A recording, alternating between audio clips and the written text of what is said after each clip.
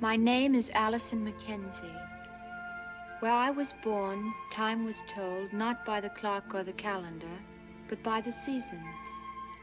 Summer was carefree contentment.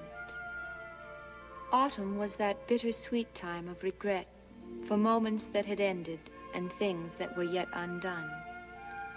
And then winter fell, with a cold mantle of caution and chill.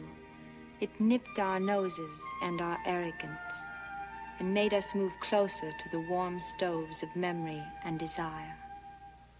Spring was promise, but there was a fifth season of love, and only the wise or the lucky ones knew where to find it.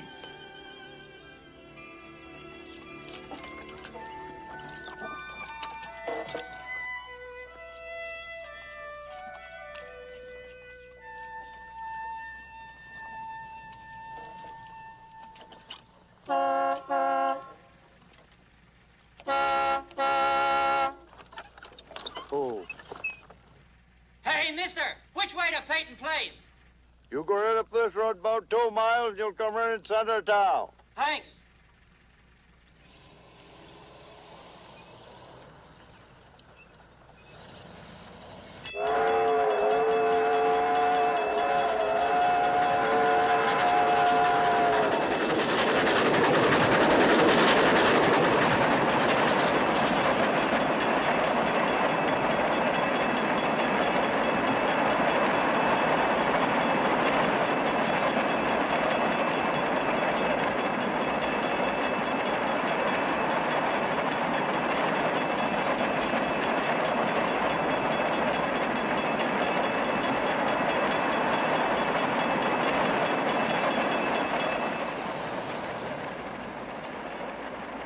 Stole my money and he'll do it again.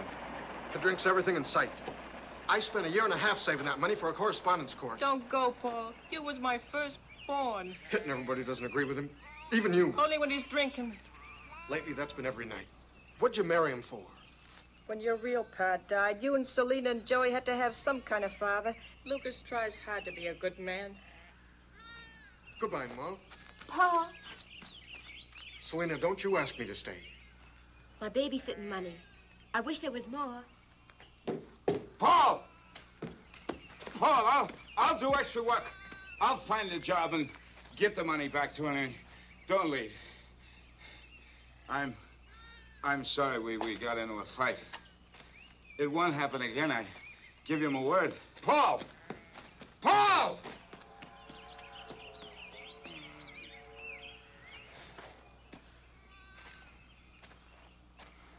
He'll come back.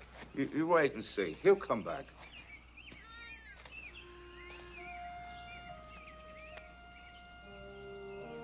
Nellie, I'm going to try hard not to drink anymore. Selena, I'm going to try harder than I ever tried anything.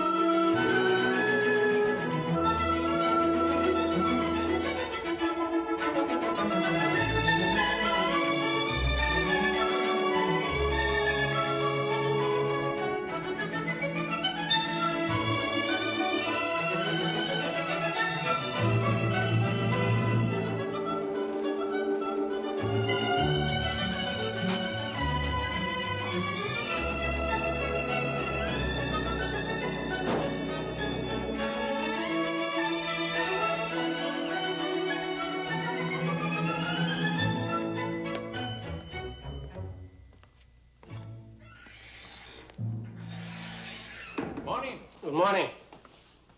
May I have a couple of fried eggs and a cup of coffee, please? All right. You have a washroom here where I can clean up and shave? First door. Oh, yeah. Thank you. What you selling? Nothing. Sorry. Thought you might be a traveling man. No. I came here to get a job. I should have known. I hear the Harrington Woolen Mill's got some big government contracts for military uniform cloth. A lot of people will be moving in here. Which way is it to Harrington Mills? Follow Elm Street to the river, then look up to your right. You'll hate it.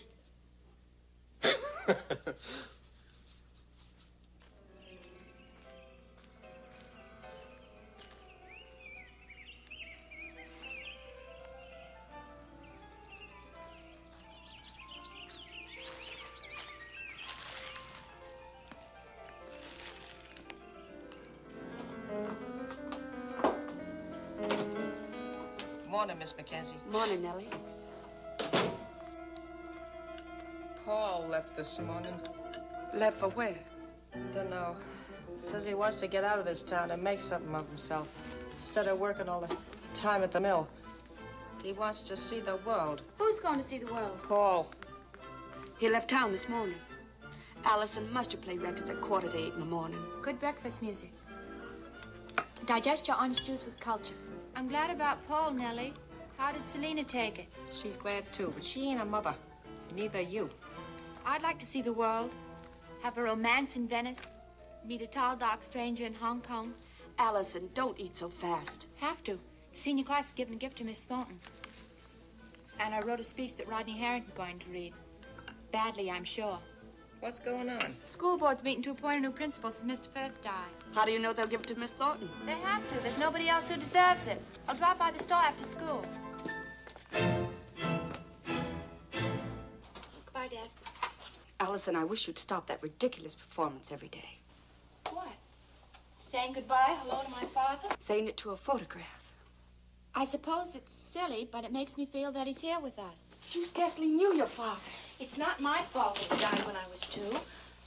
I can't even remember him, I admit, but I miss him. You mean you miss a father?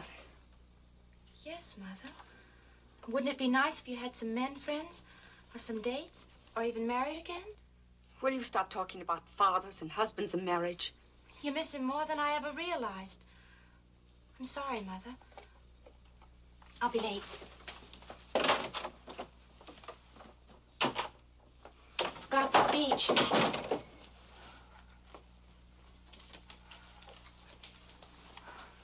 Bye, Mom. Bye.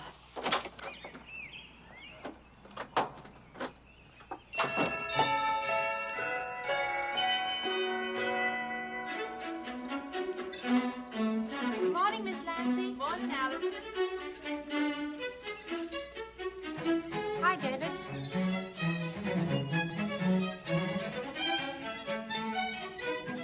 Good morning, Mr. Herman. Morning, Miss Allison.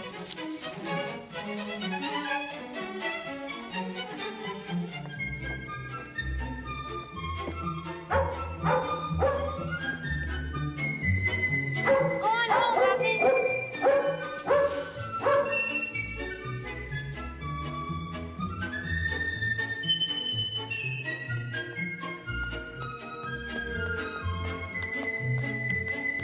Hi, Doc Swain. Morning, Allison.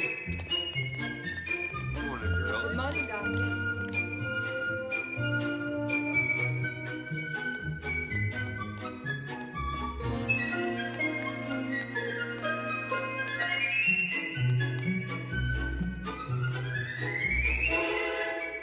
Good morning, Mr. Cross.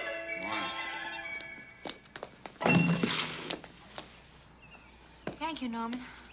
Everything's gone wrong this morning. If you didn't run all the time.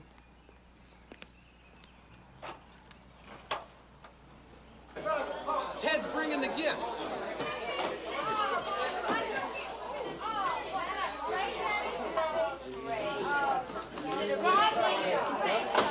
Here's a speech. Hey, I'll never memorize this. Well, then just read it. She's coming. Miss Thornton's coming. Job at Principal Peyton Place. Nice.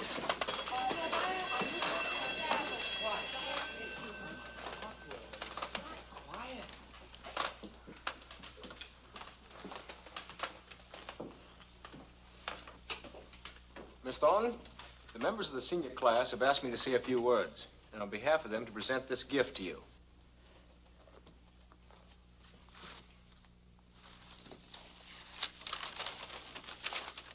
The names of all of us are inscribed inside the cover of that dictionary. Because they are so many different words that might express what we feel in our hearts for you and your long services to Peyton Place High School, we decided to give you all the words in the language. We're going to lose you, but it's something bigger and more important. The job of principal of Peyton Place High School. So that you'll know we'll never forget, you can always turn to the words love, friendship, and remembrance. And know that we're always thinking them.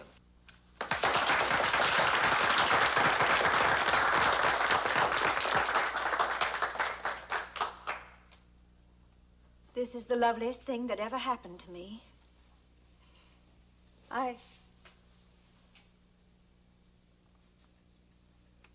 There's another word in this book. Gratitude. Now let's talk about graduation. I would like to have a report from the president of the class, Ted Carter. Ted? Miss Thornton, I've arranged for all the necessary committees, and if they all do their jobs well, I'm sure we'll have a fine graduation. Right. Vice President, Selena Cross. The programs will be printed in a couple of weeks, and I've rented caps and gowns at $2.50 apiece. And we're going to have a tea and a reception on the lawn afterwards. Editor of the yearbook, Allison Mackenzie. The copy's all done, but the engraver's going mad waiting for all the pictures to come in. So anybody who doesn't have his picture in by next Wednesday won't be in the yearbook. Senior dance, Betty Anderson. Everybody has to help with the decorations. The tickets are printed and will go on sale a week before. Oh, and I'm supposed to announce there's to be no necking in the parking lot. Nor anywhere else, for that matter.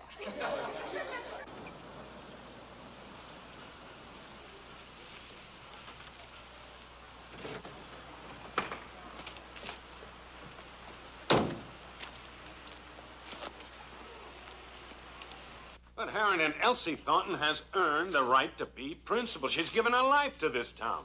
The least we can do is recognize it. Doc, as head of this school board, it's my opinion Miss Thornton should be retired. I'm afraid I can't quite concur with you, Leslie.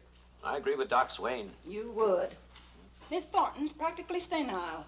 She's a hypochondriac. Uses sleeping pills all the time. You want a drug addict for a principal? Man, it seems to me that I write a lot of drug prescriptions out for you every year. And as far as Miss Thornton being senile, she's of your generation. She is not. I'm 36. You're 45. My father delivered you the year they built the courthouse, 1896. We need someone young. This fellow who's coming is a result of correspondence with 5 teachers' agencies. And I can get him at the right price. Mr. Harrington, he's outside. Well, he can't do us much good out there, Miss Colton. Send him in.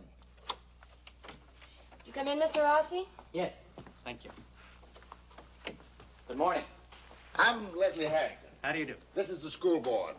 Mr. and Mrs. Partridge. How do you do? He's a lawyer. Dr. Swain. Doctor? Seth Bushwell. He's editor of the Peyton Place Times. Please sit down. Hello. Now, Mr. Rossi, here's our situation. We're prepared to offer the job as principal to a qualified man with a minimum guaranteed 5-year contract. Mr. Rossi is a graduate of Penn State, summa cum laude.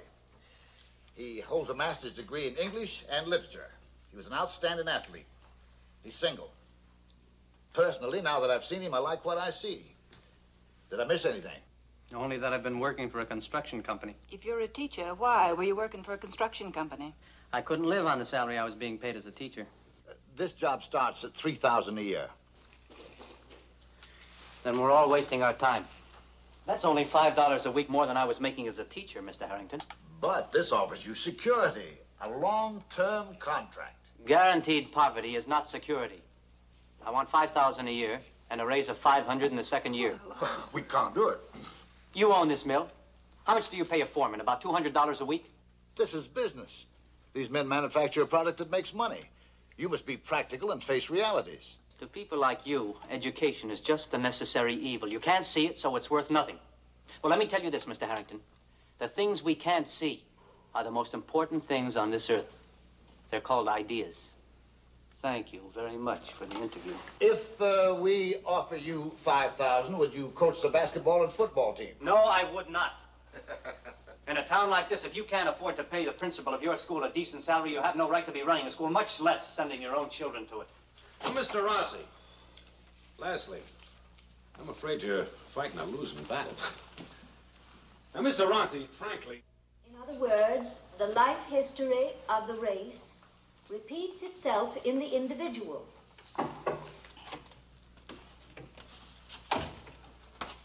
I noticed from the school board. Thank you.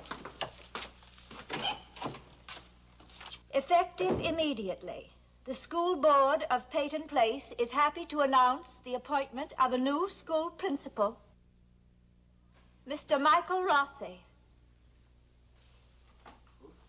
Who?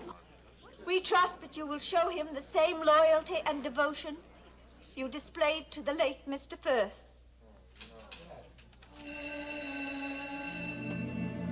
Class dismissed.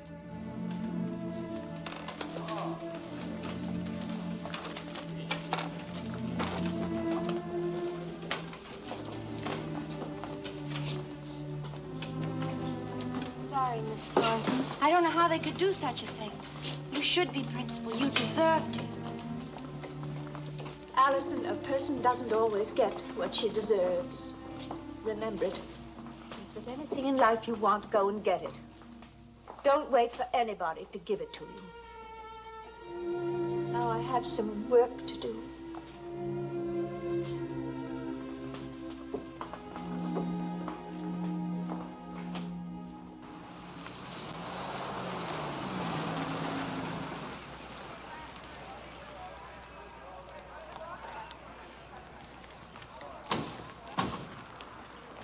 See you later, Al. Hello. we are. Good-looking school, Doc. That must be the new principal, you know? They really give it to you, didn't they? Like everybody else in this here town, they really give it to you.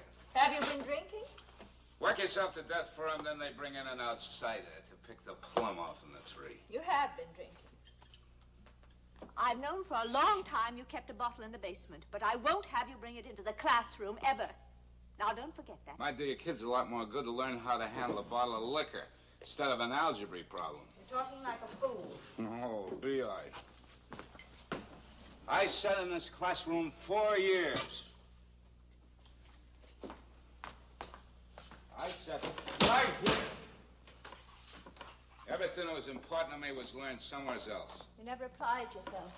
If you had, you might have learned something in school. Oh, tell that to my wife, a cleaning woman. Tell that to me, a janitor, cleaning toilets for a living. Stop it, Tell that to every mill worker behind in this building. I said stop it. If you had applied yourself, you might have learned how to live intelligently. There ain't nobody in this here town living intelligently. Nobody. I don't believe that. All right. Name me one important person graduated from this here school. Name one.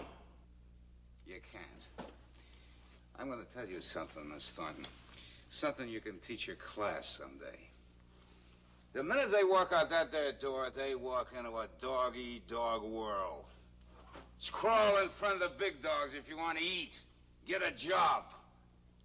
I won't do it. I won't do it. That's why I'm washing windows, scrubbing walls, emptying ashes.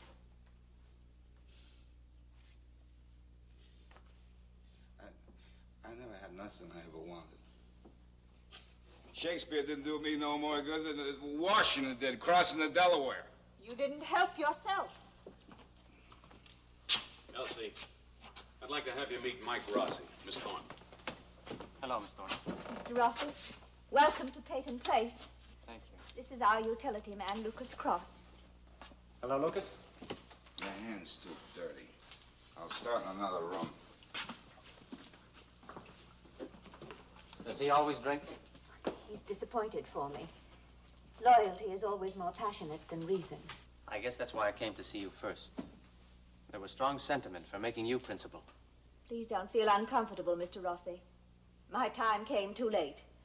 I hope we can work together. Of course we can. I suppose you have a lot of new progressive ideas. No, not really. I'm rather old-fashioned, as a matter of fact. I have just 2 rules. Oh? First, I want this school to teach the truth, as far as we know it. I don't want any teacher making a fairy tale out of life. It's hard enough as it is without being unequipped to meet it.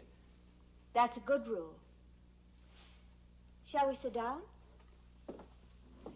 And rule 2, teach a minimum of facts and a maximum of ideas. Our main job is to teach children how to think, not just to memorize for a couple of weeks. If war comes for us, these kids shouldn't fight just for historical dates, but for the ideals behind them.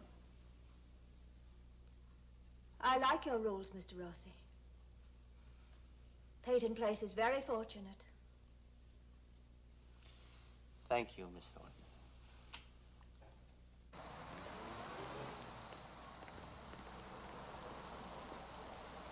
Hey, Allison, I don't know what Betty's buying for your mother, but will you tell her to hurry up? Okay.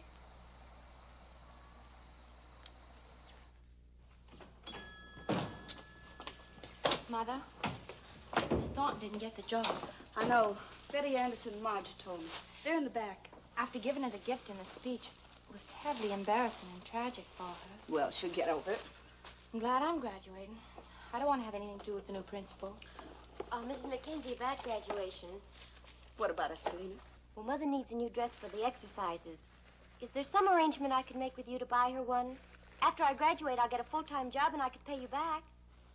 Well, you'll be needing a new dress yourself. Oh, I can get by.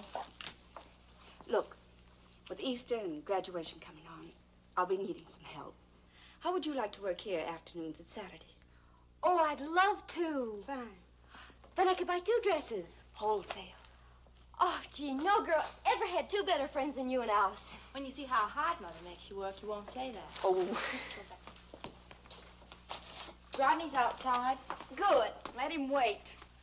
Aren't you afraid you'll be arrested wearing that thing? No, just picked up. Mother says women should be mysterious. Do you think the dress is too old? No, you're just too young. Aren't you afraid people will think you're a little fast? Allison, according to my philosophy, what other people think will not pay the rent. So if you're accused of being fast, you might as well run. That way you get to all the good things first. Just remember, men can see much better than they can think. Believe me, a low-cut neckline does more for a girl's future than the entire botanic encyclopedia. Allison, could you help me a moment? Sure. Be right back. You think Rod will like it? When you have your 18th birthday party, I don't want you to invite Betty Anderson. Then I might as well not have a party. If I can't invite Betty, Rodney Harrington won't come. Well, I wouldn't mind that at all. If Rodney won't come, his friends won't, and pretty soon nobody will accept. I can't understand why you want to be friends with a girl like Betty. Well, Mother, you don't. I don't like the way she talks about men. Mother, it and appears sex. the only perfect individual in Peyton Place is you. And we've had 17 dull birthday parties alone. Could you let me have one for myself, please? Hey, Allison, what about Betty?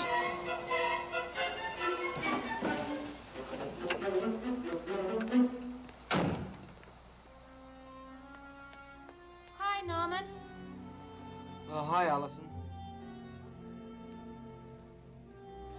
What's the matter? Same old thing. Grown-ups who act like children. Hey, could I walk home with you? Oh, no, it's out of your way. Besides, you get home late. You mean your mother wouldn't like it? Well, Come on, Norman. Come on. Spend the afternoon in the library again? yeah. Isn't it awfully dull going there every day? Yeah? Oh, then why do you do it? I like books. Good place to do my homework. Besides, where else could I go but home? Go down to the water. Sit in the square. Take a walk in the woods. I can't. You know, that was a nice speech that you wrote for Miss Thornton. I'm sorry I did it now. Well, why didn't you read it yourself instead of letting Rodney Harrington do it? Because I was afraid I'd cry.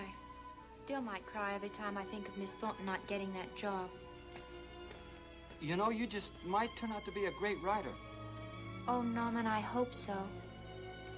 You know, every time I touch a book, or read a story, or even when I just open the dictionary, something inside of me goes thump.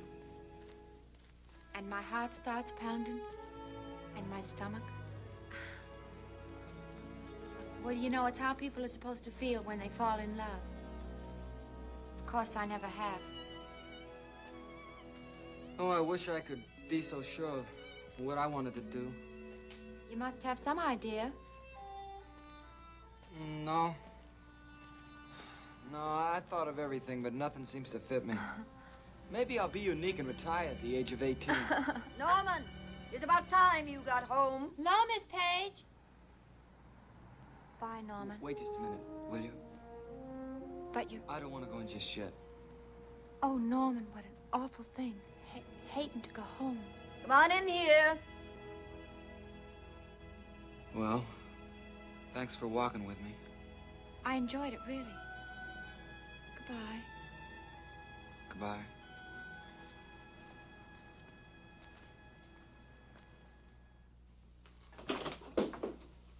May I walk on it, Nellie?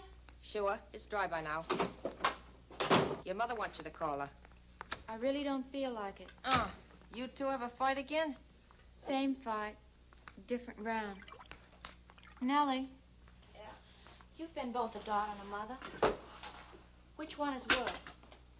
Being a mother. Why? You find yourself doing the same things you hated your own mother and father doing. It's very interesting. Somewhere along the line, doesn't somebody get intelligent and realize that the children have to grow up their own way? The mind's nothing to do with it. It's your feelings. Kids get born, and you just worry about them, and you hope for them. Well, I gotta get going. Good night, Nellie. Good night, Allison.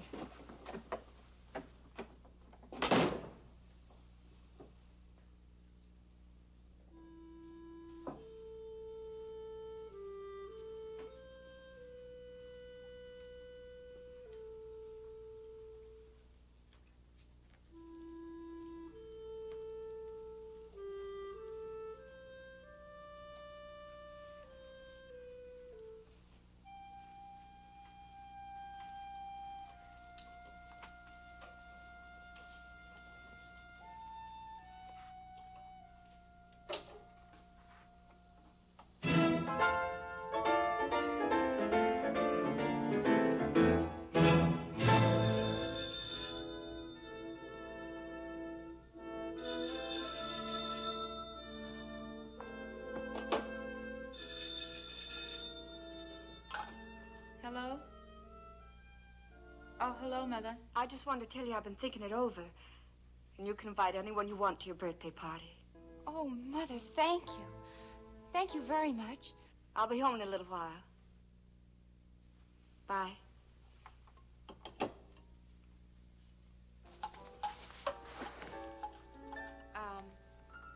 2676J, please.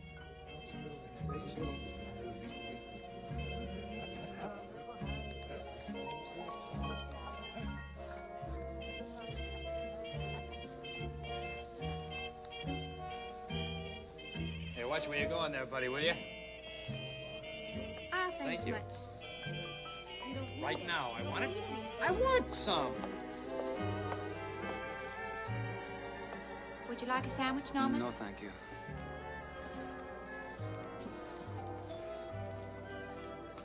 Excuse me. Excuse me.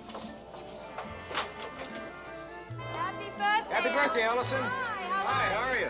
Betty and Ron. Hey, where's Ted Carter? Right here. Hey, let's take that corny music off and get down to some serious dancing, huh? What do you mean? Those are good No, records. these are new ones. Hey, here, I brought some mistletoe. Mistletoe? Hey, Matt, hang it high, will you, boy? Only if I can kiss Betty Anderson. Tonight, nobody's safe with me here. Hey, mistletoe. Christmas is 8 months away. Yeah, and I believe in doing my Christmas gifts early. hey, where's the punch? It's over Over there. there, Rod. Oh, good. I That'll really be old first. family formula. Oh, now you're talking, Rod. Rodney, we can't do that. My mother wouldn't Don't want tell me she's here. No, she's at the movies. Great. Put the booze in the bowl. Hey, come on, that's the one thing she made me promise, please. Come on, Allison. You want to have a party or not? What's this? You can't fight City Hall. Don't fight City Hall. Put the liquor sorry. in the bowl. Oh, listen, forget it.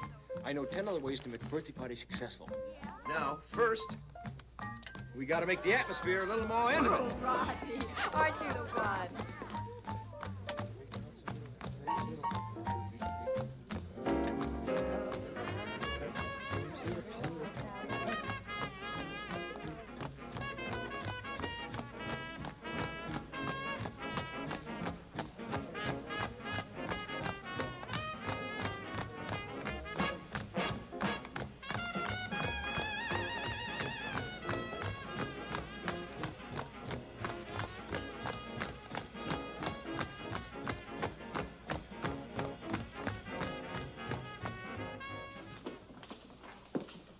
Evening. Good evening. Hello, Doc.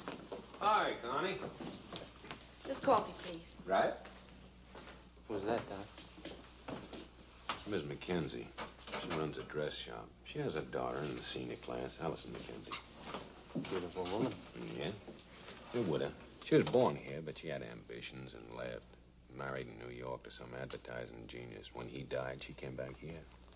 I'd like to meet her. Wouldn't do you no good. Bring your coffee. Connie, you haven't met Mr. Rossi, the new school principal, Miss Mackenzie. How do you do? Hello. I hear about you every day from my daughter. You been working kind of late?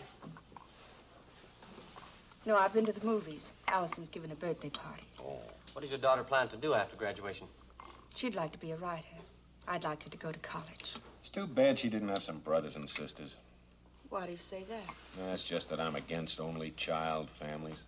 Only children are on the receiving end of all the attention and energy of the parents, good and bad. Well, I don't think Allison's turned out badly. Oh, she hasn't turned out yet. Her life is just beginning. Anyway, it's a little late to give her any brothers and sisters, isn't it?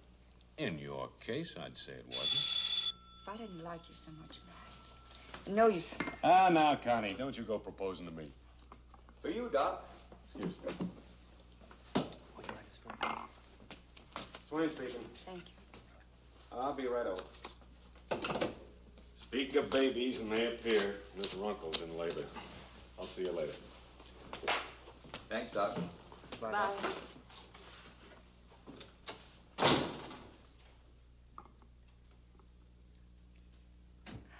Doc Swain's always talking about babies. They're his stock in trade. Not a bad subject, though. We teach school children English and math and history, and yet we neglect the one subject that gives them the most trouble in life. You don't recommend classes in baby making, do you? Only in theory. I intend to initiate a sex education course in the school. Isn't that a function of the home? You think it would be? And yet not one parent in 10 does it. No, sex is taboo in the home. And it should be in the schools.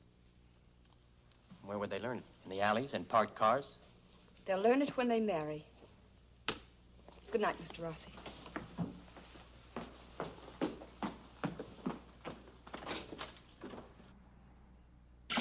Doc Swain offers a special price for frostbites.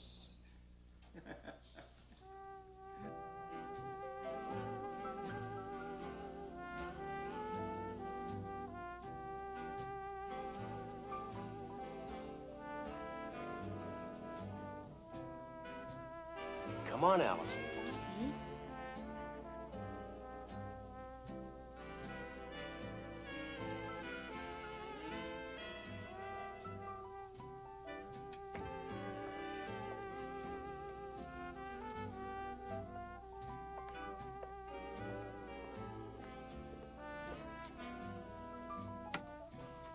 Allison!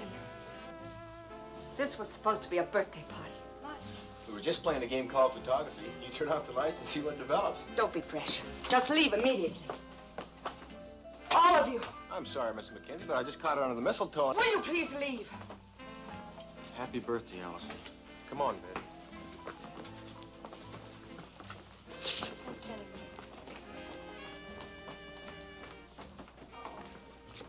Thanks, Allison.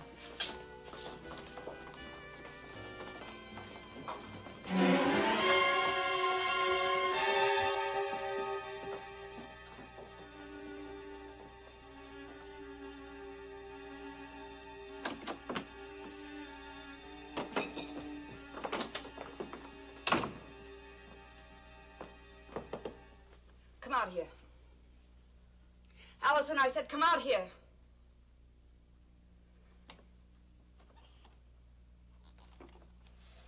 Well, I knew this would happen if you invited Betty Anderson. Wasn't her fault. And you and Rodney making love. We were kissing, one kiss, not making love. In the house in darkness and couples necking all over the place. I know, Mother, but everyone wanted to dance in the dark. And I couldn't very well. Well, Mother, sometime or other, at every party in this town, they turn out the lights. Well, I don't want you to be like everybody in this town. I want you to rise above Peyton Place. It's my home and my town, and why should I want to rise above it? Because its standards are low. Its people spend their time trying to drag each other down to their own common level. I don't want to be perfect like you, Mother. I don't want to live in a test tube. I just want to be me and have some fun and have some friends. Rather be liked than be perfect. By liked, you mean being pawed over in the dark by some young animal with one thing on his mind. Oh, Mother, don't make it sound like that. Everything has to be learned, even kissing. And sex. Is that what you're going to practice at your next party? You keep trying to accuse me of things I'm not even thinking about. Well, listen. I don't want you to get a reputation for a half hour's carelessness. I already have one, the wrong kind. I want you to fall in love. And at the proper time to marry a man who respects you. I want you to have a good name. I want... You want. Is that all you can say? Well, if any man would seriously ask me, I'd run away and become his mistress. Don't you ever let me hear you say a thing like that again. I don't know why I said it. I don't know why I said it, Mother. Allison.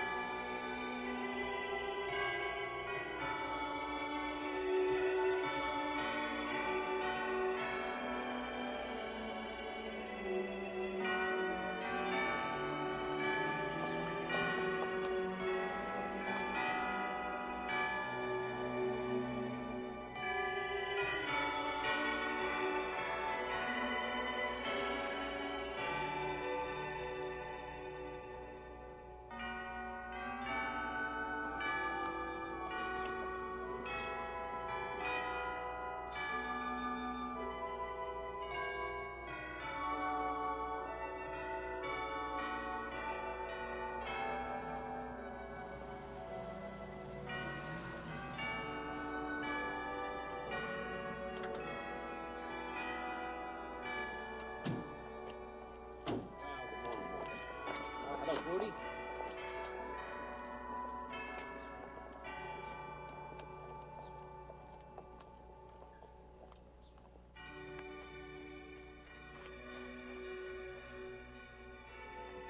Hello, Allison. Hello, Joey. Celine will be out in a couple of minutes. Thank you. Come on and back. I got a new baby lamb. Oh, I'd love to see it.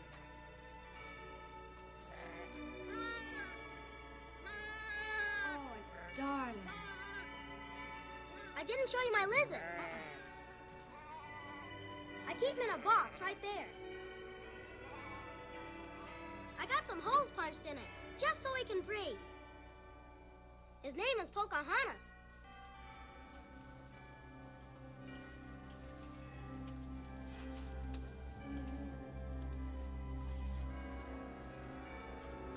Used to be a man didn't have to cook us all meals. Look at it all you want 'em. Times have changed. Ma's working and I'm late for church. Well, you parade yourself up and down, taking off your clothes, putting on your clothes. I don't parade up and down. You do. Just like you show yourself off, don't you? I don't like to show myself off. Just because we don't live in the palace, that don't mean we have to act like we're pigs or something. We've got a trash can, remember? Well, well, well. If you don't pick it up, somebody else has to. And it wouldn't harm you to take the garbage out and bury it either. Or do you like living like a pig? What do you think you are, a general or something? Always giving orders. Take your hands off me!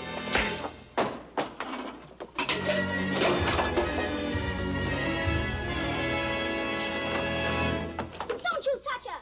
Don't you touch her anymore!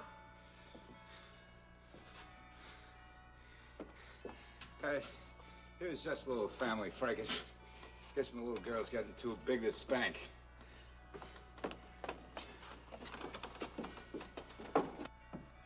was my fault, Allison. I made him mad. Every family has fights. They're forgotten in an hour.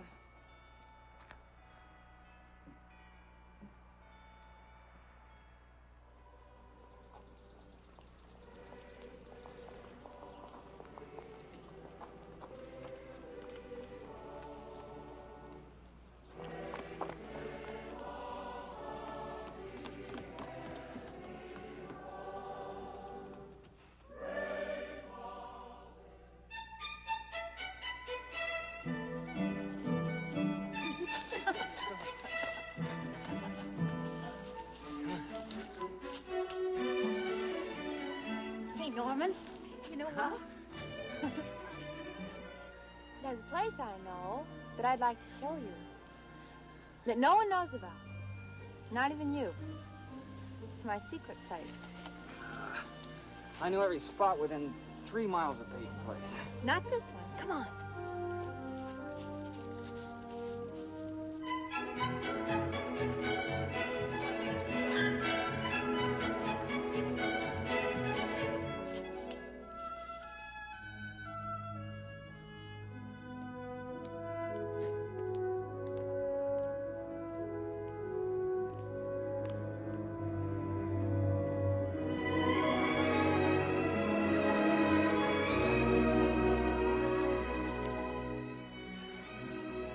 You were right. I never knew this place was here. I don't think anybody does but me. Maybe God. Now you. It's beautiful.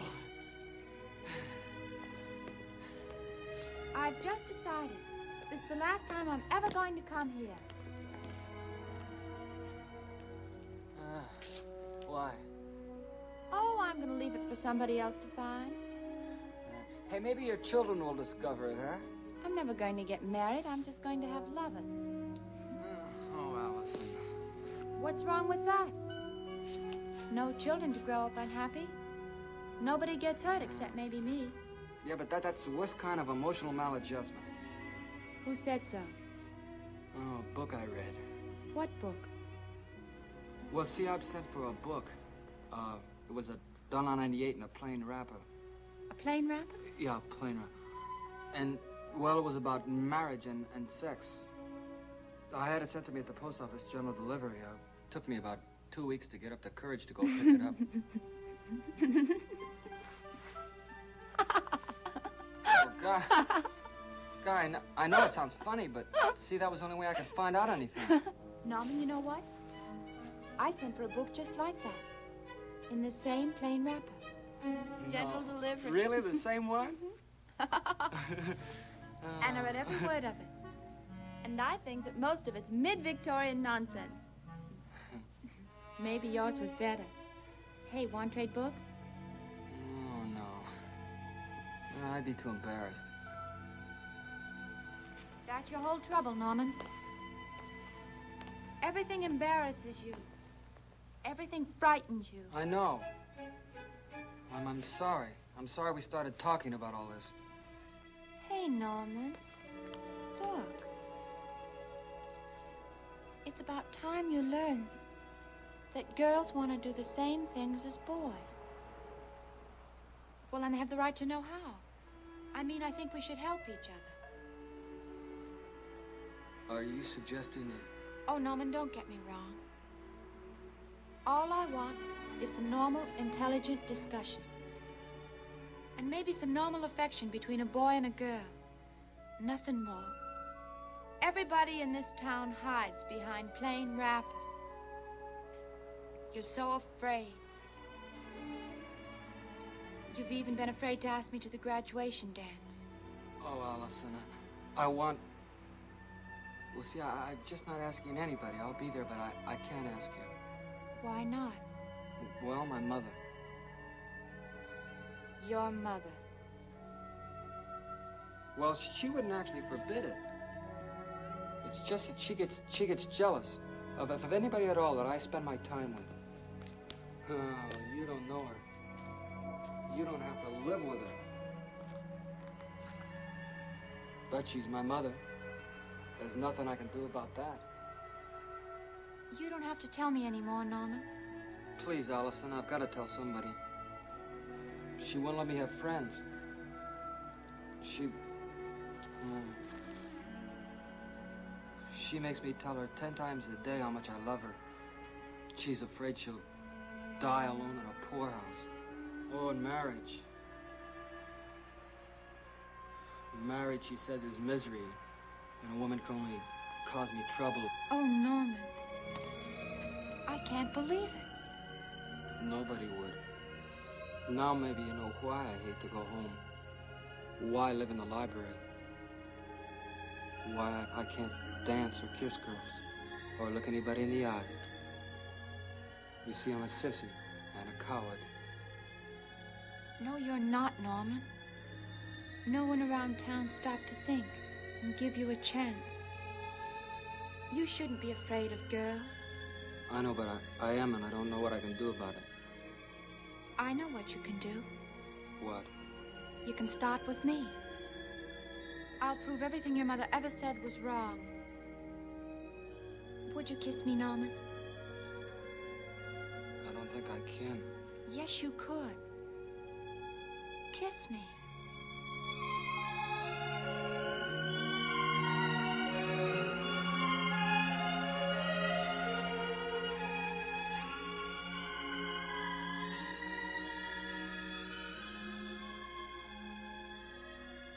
I don't know why I should act so experienced.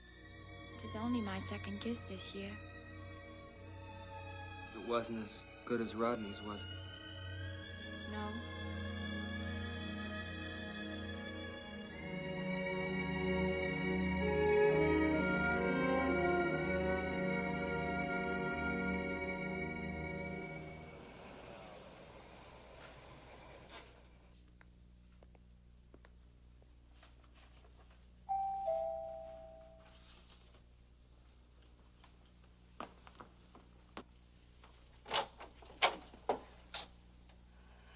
I guess I should have phoned.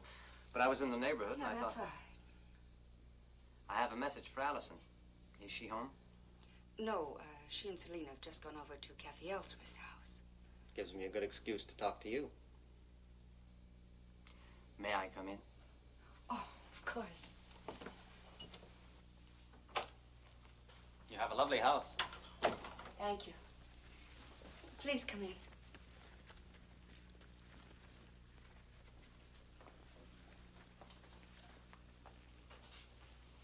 This is a very comfortable room. Good books, pictures. My own hotel room is a bit basic.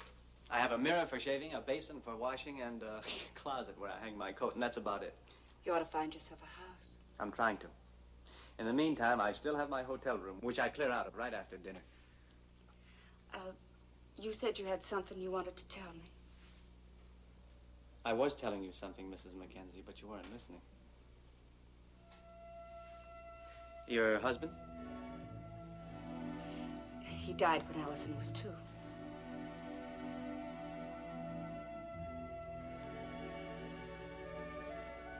And Allison? Well, a few years ago. She's grown a bit since then. Oh, I came to tell you that Allison has been named valedictorian. Oh, that's wonderful. She'll be terribly pleased, and so am I. She's a fine girl, bright and sensitive. You should be very proud of her. Yes, I am. Well, that's what I came about.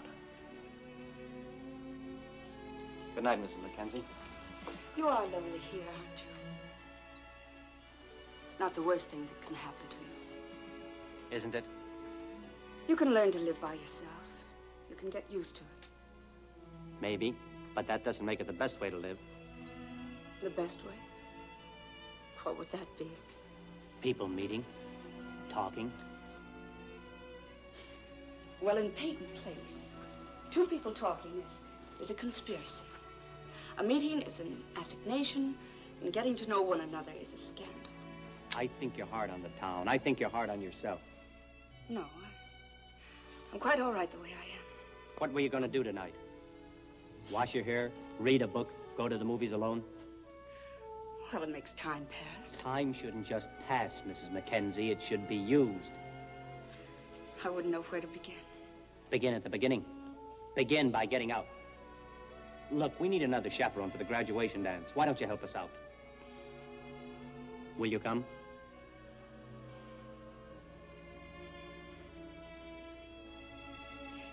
I think I'd like that. Fine. Good night. And thanks.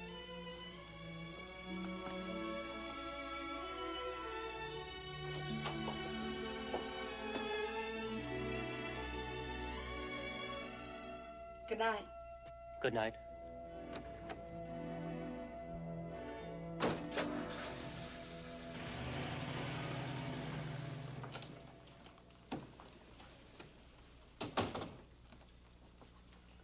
Betty Anderson's father stopped me in the shop today. Oh, what did he want? He asked me when you was going to marry Betty, before college or during college. Well, I hadn't exactly thought of marrying her. I wouldn't hear of it even if you wanted to. Anderson's a good foreman, but his daughter's something else. Yeah, I agree. Then stop seeing her. Well, I just can't stop seeing her right away, Dad. I invited her to the graduation dance. Uninvite her. Oh, now, Dad, I can't do that. You're gonna. Do you realize what it would mean if you was to marry the local tramp? When you marry, you're gonna marry someone on your own level.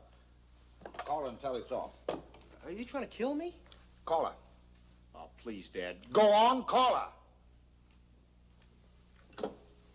1042W, please. I can understand you wanting to see this girl, but not in public. You know what I mean. Okay, Dad. Nobody's fighting you. I'll be as big a Harrington as you. I'll marry a cold fish from Boston, have one child, and cheat for the rest of my life. An apple doesn't fall far from the tree. Yeah, but Dad, the graduation dance is important. You want a new car, don't you? Betty? Hello, Betty. Look, this is Rodney. Look, Betty. Oh, this is so terrible. I don't know where to begin. Tell her. Betty, the graduation dance is off. Oh, she hung up. What a fine graduation. I know someone you can take. Who? Allison McKenzie. Yeah, her mother kicked me out of the house for kissing her on her birthday. I'll talk to her mother. Allison's a girl of quality. Dad, quality's a very good thing in woolen cloth, but it's very dull on a big date.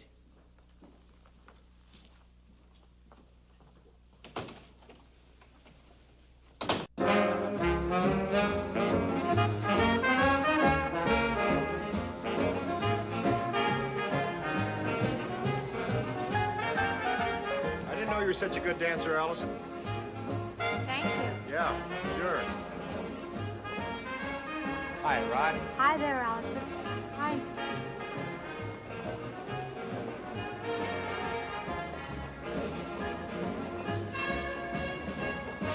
Hey, Rodney, looking for someone?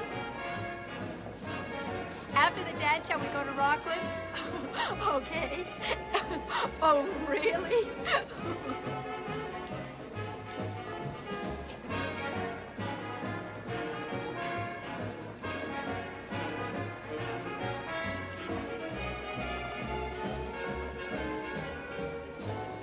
Some more, Mrs. McCann. No, thank you, Miss Cotton.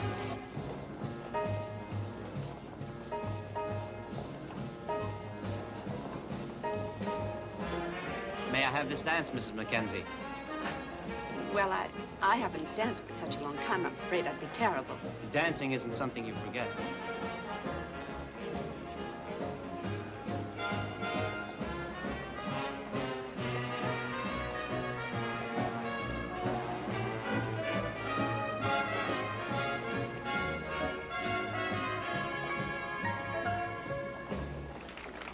Hey, listen, Allison. I promised to dance to Betty. The second one after remission. Do you mind? No, not if you promised it to her. Well, I'll see you around, okay? Okay.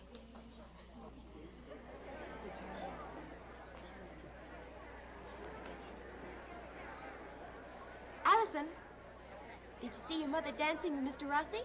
No, I've never seen my mother dance. Standing right over there. They make a good-looking couple. They do?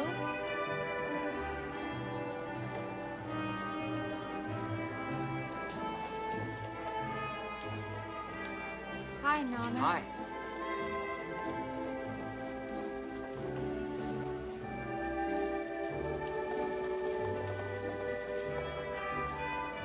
dance with me, Norman?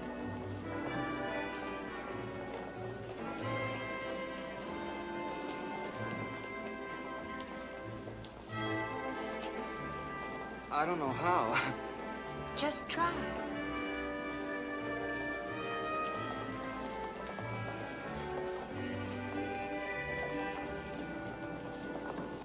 Where are we going? You'll see. Hey, Rodney, you got a new car. Yeah. Hey, come on, get in. Oh, Rodney, it's beautiful.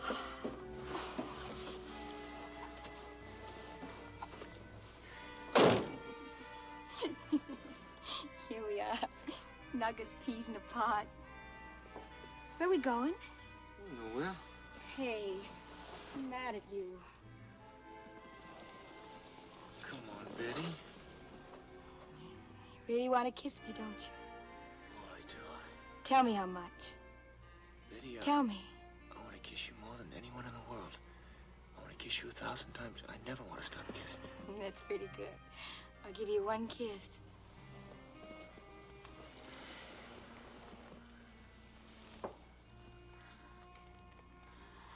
What would Allison say? Oh, why bring her name up at a time like this? Only one kiss to a customer. Betty, I couldn't help it. My father made me call you on the phone. Wouldn't you rather be with me? Yes, yes. Tell me how much. In the whole world, in the whole wide world, there's nobody I'd rather be with than you, Betty. Give me another kiss.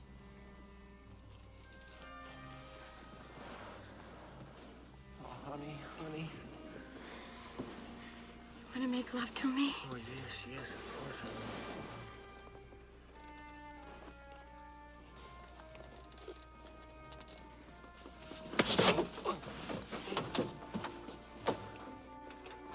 Now go make love to Allison Mackenzie.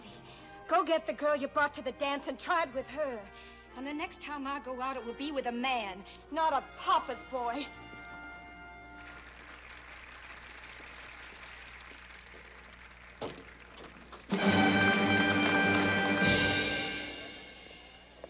Ladies and gentlemen, pupils and faculty of Peyton Place High School, and especially the seniors. They tell me it is a tradition here to end each graduation dance with Auld Lang Syne. Well, since I'm new here and not yet part of your traditions, I think the song should be led by a woman who has been with you long, Miss Elsie Thornton.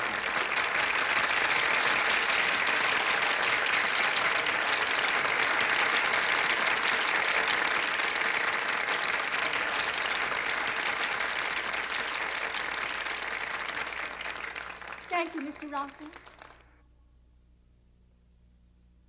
We're a small spot in a small town on a great big map.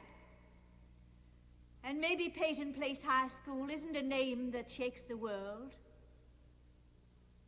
but it's a part of each of you forever. Make it great by honoring it, and come back to see us whenever you can. Now let's form a big circle, everyone holding hands.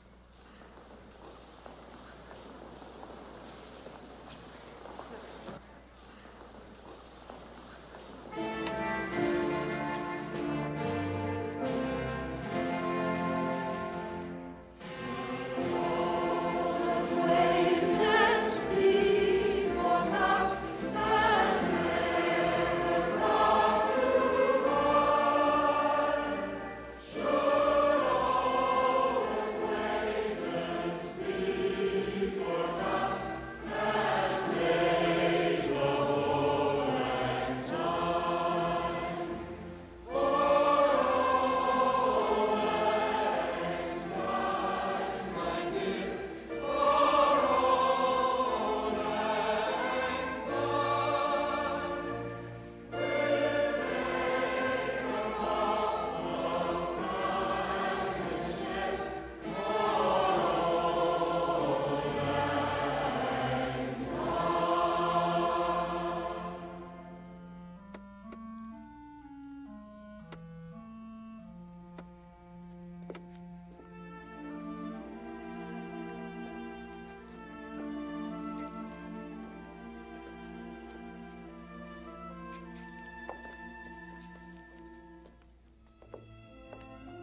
It's an odd feeling being in a school when it's so quiet. I always kind of think of it as sleeping, resting up from the pounding it takes during the day. Do you work here at night? Oh, yes, quite often. You don't realize all the work and preparation it takes to be a teacher.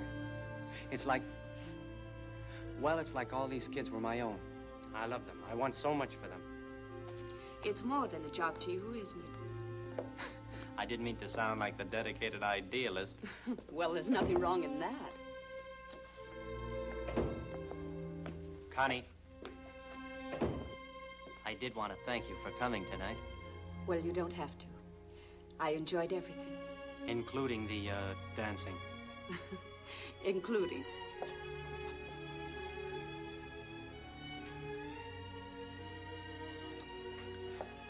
You're wasting your time, Mike. I had my love a long time ago. And when my husband died, I came back here, and I've had no time for anything but Allison and the dress shop. You've got time now. It's too late. Look, Connie, if I were to... I said it's too late. I made my choice. Long ago. Please take me home. Sure.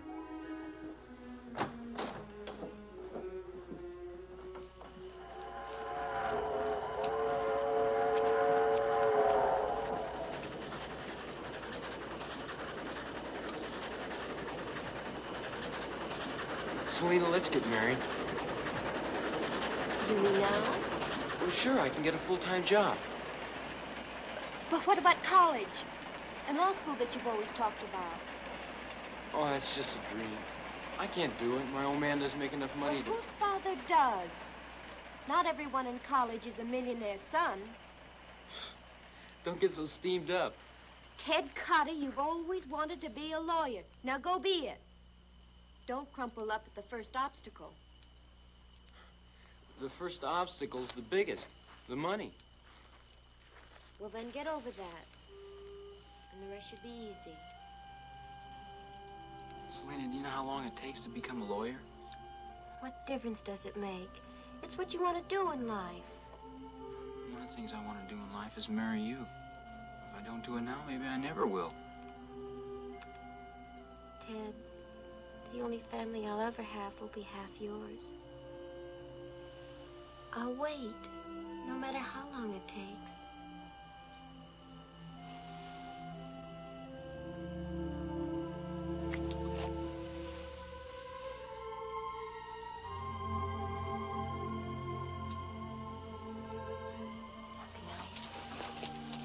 Night, Selena.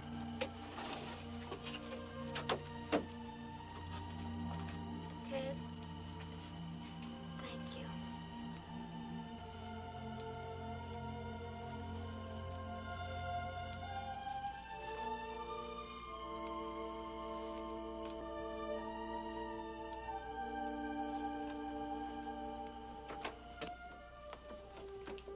Ma?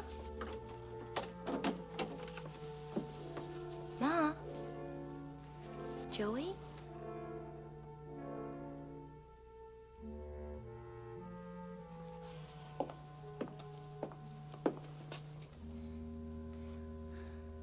I thought you were something out of a dream.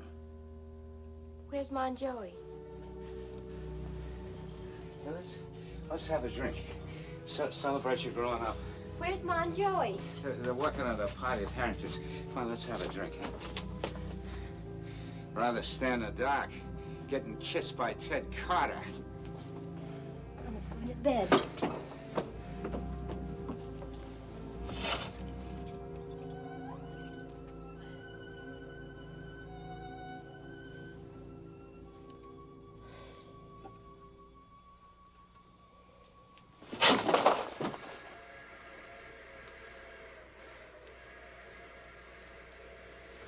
By the time I started teaching you something. Lucas! Lucas, let me go! Lucas! Never had nothing I ever wanted. Never had a beautiful woman.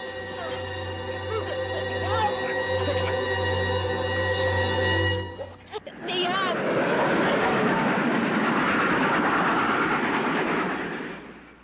Let me offer to the class of 1941 this fond farewell. The world outside waits for you. It is a world full of love and rich in opportunity. There may be dangers, but if you hold firm to your purpose and your ideals, you will storm the ramparts of success and capture them. Tomorrow, you grow up, and your true happiness begins.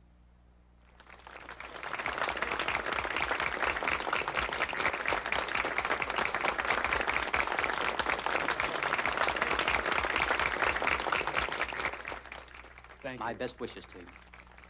Selena Cross. Norman? At first, a diploma seemed like a reward for the past. But once in your hand, it became an obligation to the future. Independence was a distant word that we suddenly owned, and we exploded with it. Some of us splashed away the summer, or swooped and stretched with joyfulness, and emptied our childish piggy banks of their play money. Yet others of us, eager to feel adult, or out of necessity, began our work early. We'll put the bottle up one time, okay?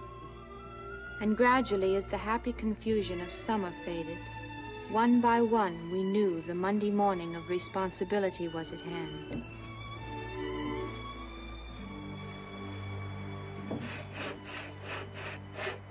Hi, Mr. Rossi. Hello, Allison. Did you read those stories I gave you? Yes, I read them. Well, When did you write them? all summer, ever since graduation. Has anybody else seen them? Only Selena. She thinks I'm a genius. What do you think? Are they good enough to send to a magazine? Yes, if you want to end up in prison. Those stories were full of enough libel and slander and double entendre to hang us all. Allison, is that how Peyton Place really looks to you? They were only fiction. I didn't use any real names. You didn't have to. I recognized everybody in town. Oh. But let's get down to the important part. You have a talent. Those stories were a good start. Now, where do you go from here? Well, that's what I hope to find out from you. Then I suggest college. With your talent and your ideas, you could Thank you. But I don't want to go to college. I never have. Why not? Because I don't want to study about writing. I want to write. Nobody has to tell me that Shakespeare was a wonderful writer or that a million wonderful books have already been written. Allison, those books tell you how and why. I'd rather find that out myself at a typewriter. I need some place to get me going, someplace to start. All right. If that's how you feel about it, then let's do it. Let's start at the Peyton Place Times. Who said I was a cynical, hard-hearted newspaper man? Well, aren't all newspapermen supposed to be? Allison, that's a myth. Why, we're the most sentimental slobs in the world. The softest touches there are. Prove it. All right. When do I start? All I want is a chance to show what I can do. Well, write something up this week, and I'll run it on Friday. Oh, thank you. Thank you, Mr. Bushwell. I'll start right away. I'll dig up a story you'll never forget. I don't doubt it. Thank you. Just remember, there's no such thing as a cheap lawsuit. Oh. Now, hold on. We haven't discussed pay. Oh, you don't have to pay me. I'll do it for experience. Allison, the first thing that experience teaches us is to get paid. $5 a column to start, more later. Oh, gee. That's more than... Well, I wouldn't want these stories to fall into the wrong hands, you know. Thanks, sir.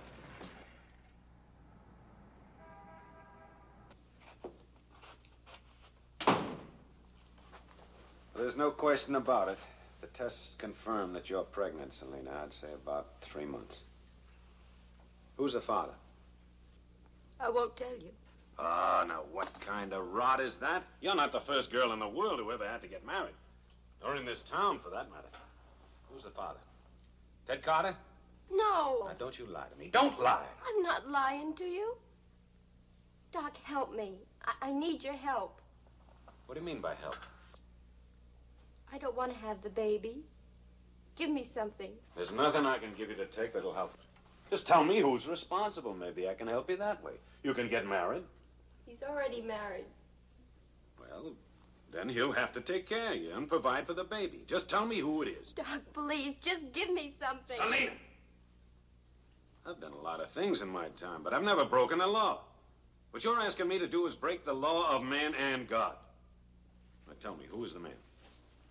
Selena, tell me who he is. Who is he? It's my stepfather. It's my stepfather. It's Lucas. It's Lucas. Hi, Doc. Come on in. Have a drink. I've got Selena in my office. Selena, what for? She's pregnant. I told her she'd get in a mess of trouble. Always wrestling around with that Carter boy. I told her she wouldn't listen to me. Miserable, crazy slime. Hey, don't you go shoving a man around an accident. That's your child Selena's carrying. That ain't. I can prove it, Lucas. I've got enough proof on you, Lucas, to put you in jail for the rest of your unnatural life. I never touched her. Here, sign that. It's a statement of the facts. You out of your mind? I never touched her. Maybe you'd like the state police to sweat it out of you. I never touched her. I ain't gonna sign nothing that said I did. All right. You don't want to sign this paper, that's up to you. Hey, Doc. Oh, you know I couldn't do nothing as awful as that, don't you? I'm going back to my office. And then I'm going to start telephoning every father in Peyton Place. You wouldn't. I don't know what they'll take it into their heads to do, but I do know this. You're the janitor in a school full of young girls. And an hour from now, I wouldn't want to be in your shoes. Don't do it. I wouldn't think of fooling around with any other girls. It was just Selena, Doc. Well, there was something about her. It was just Selena. Please, Doc, don't. There's only one thing that'll stop me. You sign that.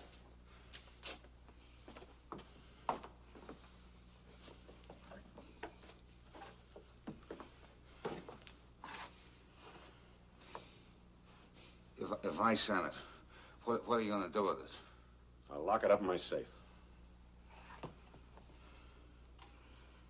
Give me a pen.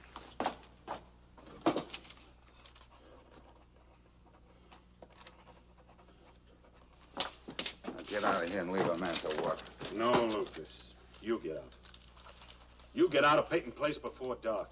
Doc, I signed it for you. If you do, I'll keep this paper in my safe. But if you don't, I'll use it against you. I signed it! Don't you ever try to come back here. Not next week, not next year, not ever. If you do, I'll kill you myself.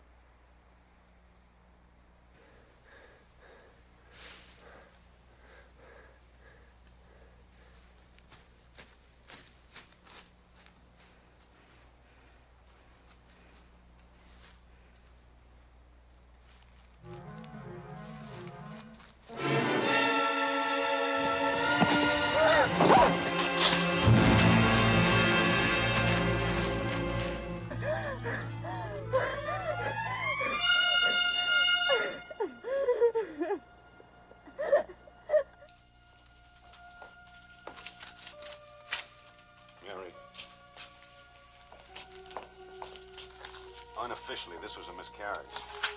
Officially, and for the records, it's an appendectomy. That's a lie. I removed her appendix.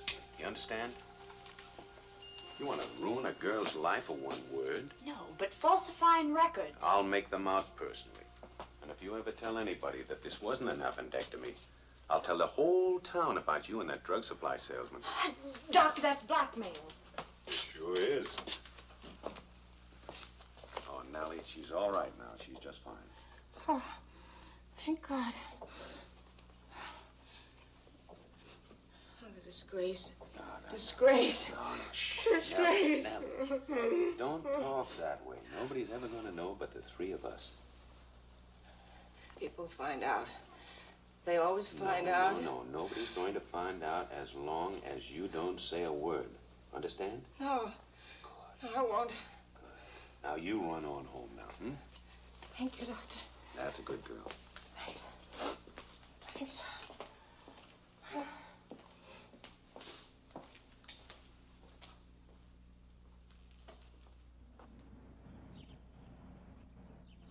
Don't worry about your job. It'll always be waiting for you. Thanks for the beautiful bed jacket. Hi, Miss Mackenzie. Hi, Allison. Hello, Ted. We were just leaving. Oh, don't let me rush you out. We have to go anyway. Bye. Goodbye, Selena. See you soon. They say it'll bloom for a month. And you can plant it in your yard as a reminder of your operation. Here's a book on humor. Surgery's nothing these days. You'll be up and around before you know it.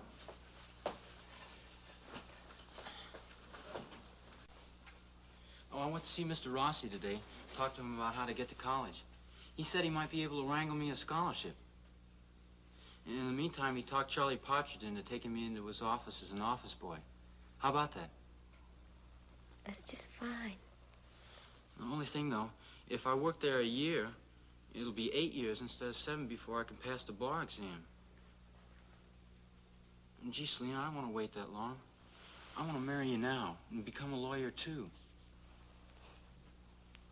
Gee, honey, don't cry. There's nothing to cry about. Please go, Ted. Just go. Okay. Guess I picked the wrong time. I'll come back tomorrow when you're feeling better.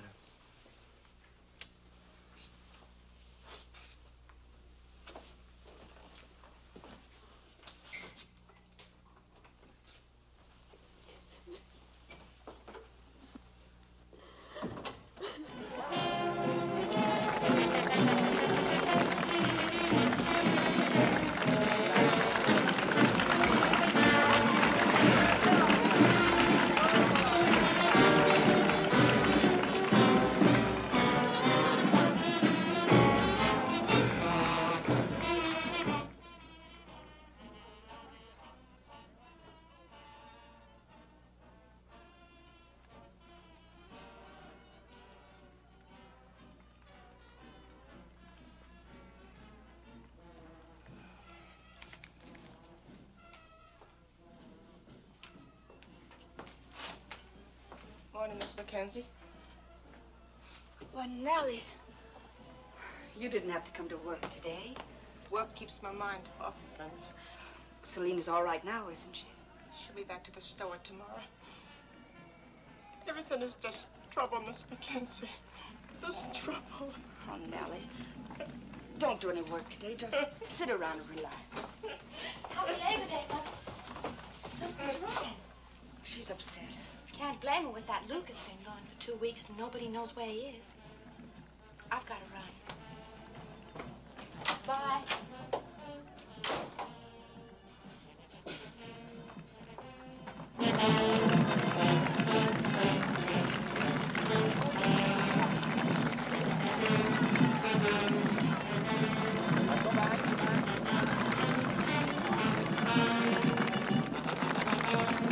Hi, Norman. Hi. How are you? Fine.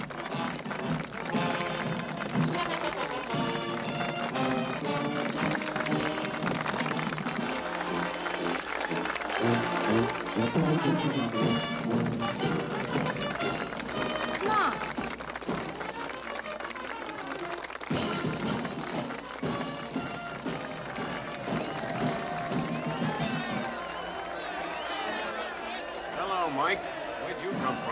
there. Go ahead.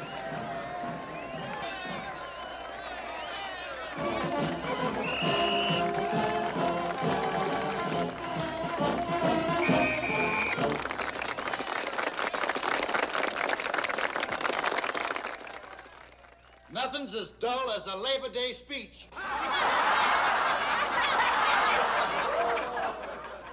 I didn't bring you here to explain how management and labor must pull together, not in opposite directions. You've got living proof of it in our prosperity. And there's more to come. Meet me halfway and you'll never be unemployed.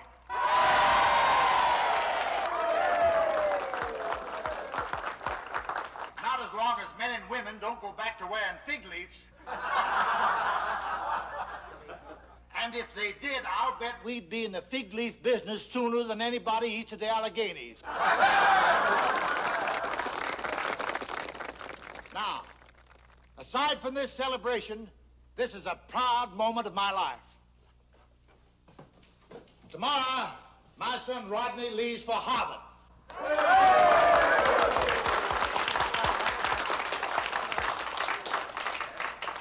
Let's get the fun started and give him a send-off. End of speech.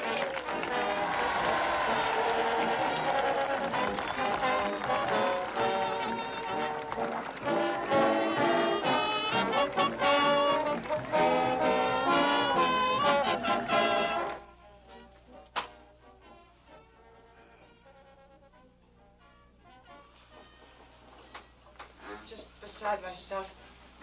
First Paul goes and then Lucas. I don't know, Celia and me can keep on working and take care of Joey. Well, you'll just have to keep trying. I've been trying all my life. A husband who was drunk all the time and a growing girl dressing and undressing in front of him and him staring at her all the time. Staring at her and thinking. Oh, Nellie. We all have our problems. Staring at her. Staring at her.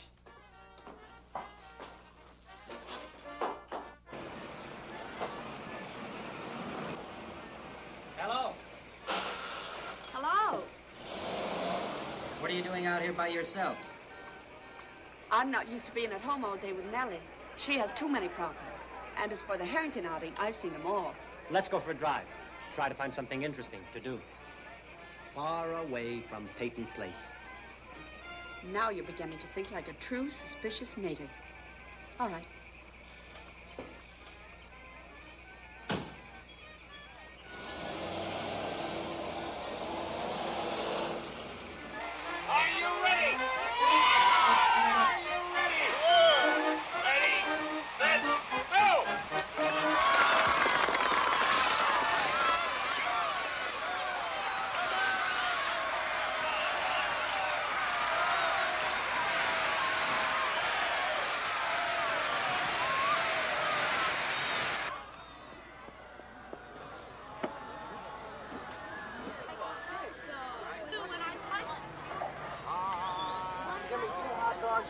I'll take 4. Give me a hot dog. Oh, wait, Southern.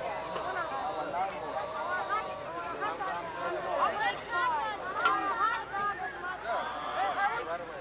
Yeah, I want mustard too. Now is the time you tell me your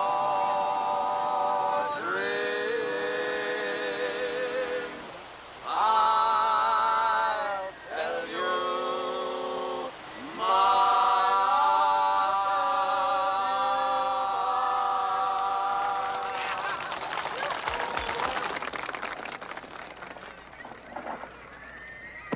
Hi, Harvard. Going to invite me to the big game? Well, if it isn't my childhood sweetheart. How are you, Betty? Take a look. Draw your own conclusions. Well, you certainly have improved with age.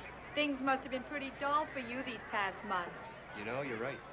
Hey, come on, let's take a walk. What would your father say? Look, Betty, I don't care about that. Come on. Out and see me cold. Hey, let's grab some sandwiches and stuff, and I got a pint in the glove compartment and go down to Crystal Pond. Place will be deserted today. Hey, you can think for yourself once in a while, can't you? Come on. Okay.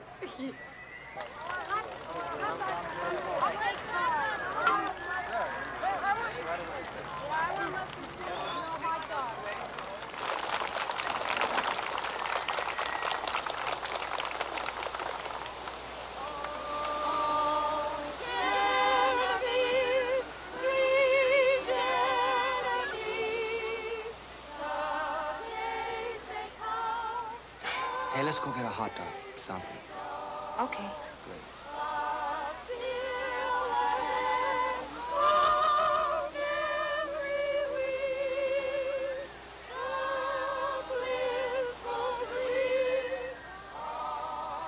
Well, let's go swimming or something, Okay. huh? Okay?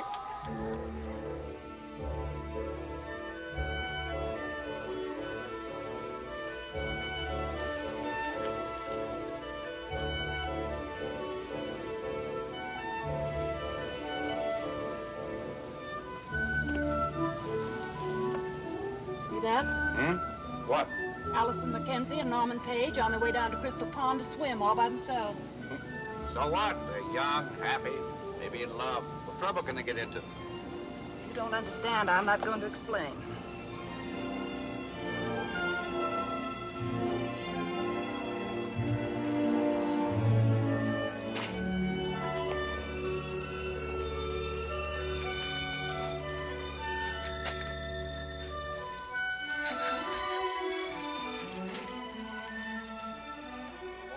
Why not?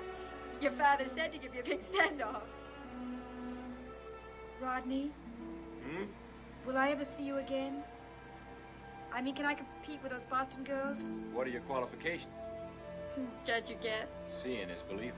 I think you're 10% man and 90% talk. And you're 100% woman. 250% woman. Maybe 500. It's going to take a lot more than money to keep me. Hey, you know what you're doing to my temperature? Okay, let's cool it off. Let's go for a swim. Hey, but we didn't bring any bathing suits.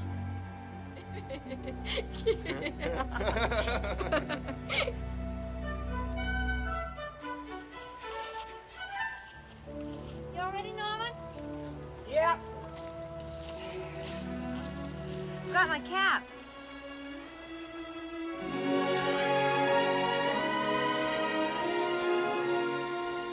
What did you say? Norman, you're making me blush all over. I'm sorry. Let's go on swimming, huh?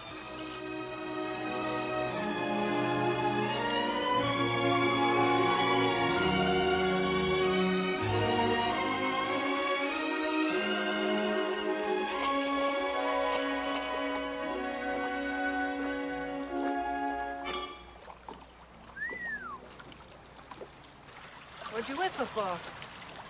Just saw a young fella and a girl swimming without a stitch on. Where? They're gone now. They got out of the water and ran into the woods. Naked? Naked? With Allison Mackenzie and Norman Page. I didn't really get a good look at. Don't you lie to me, Charles. Marion, we're going to pull out of here and forget we even saw them.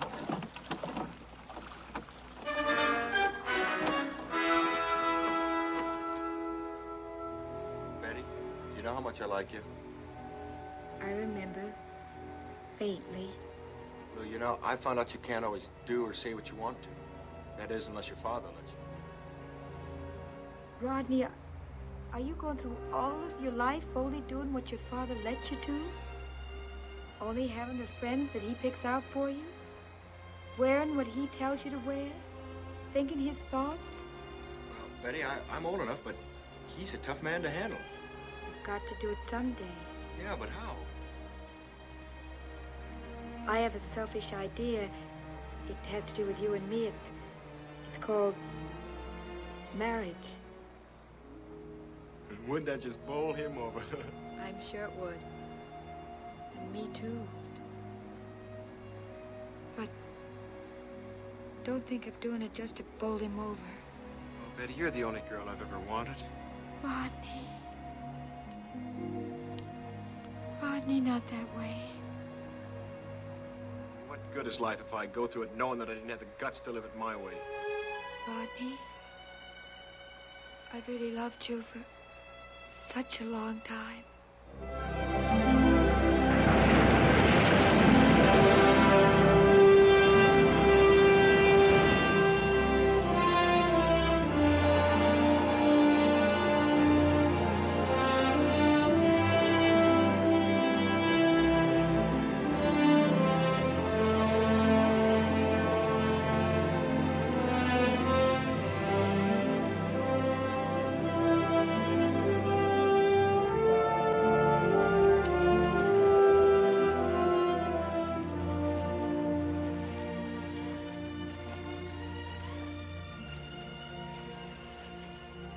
It must take a lot of patience to make something so beautiful. That's what they tell me.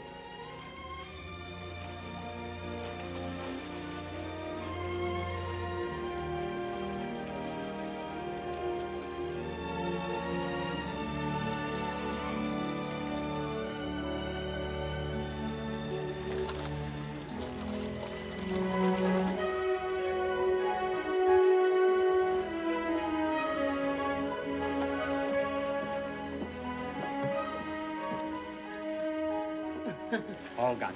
Thank you.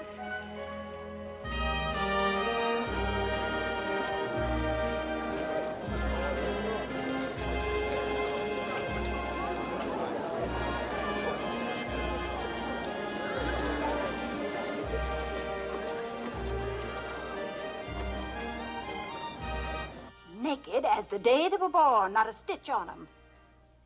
Saw them with my own eyes. Sorry, just don't think it would be ethical to tell you their names. Goodbye. Marion?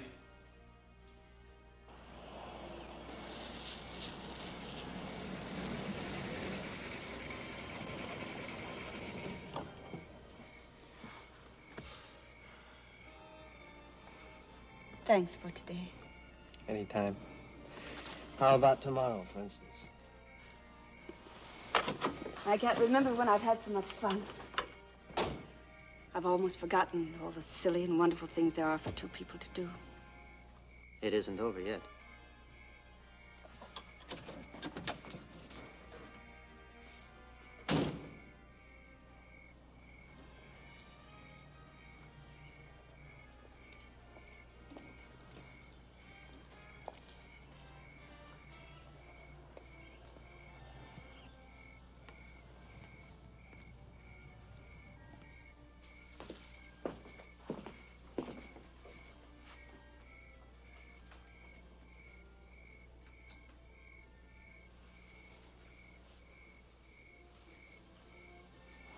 Mike, please. I don't think we better. Connie, listen to me. I mean it.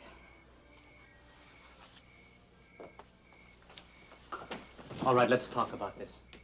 I don't want to talk. I just want you to leave. Just like that? That's right. We're not kids, we're adults. And we're going to behave like adults. I kissed you, you kissed me. That's affection, not carnality. That's affection, not lust. You ought to know the difference. And what do you call a man who thinks about nothing but... Human. All men are alike. The approach is different, but the result is always the same. Sooner or later, we get around to this. Now, look, if all I wanted was a woman, I could get one any place. In a bar, in a hotel lobby, on a street corner. Or in my home. I'm not going to let you make anything dirty out of this. And what do you call it? I'm going to tell you a hard truth about yourself. It isn't sex you're afraid of. You can say yes or no to that. It's love. That's what you can't handle. And that's what you're offering me, with your hands all over me. That's only one expression of it, backed up by many things. Well, I haven't asked for any of them.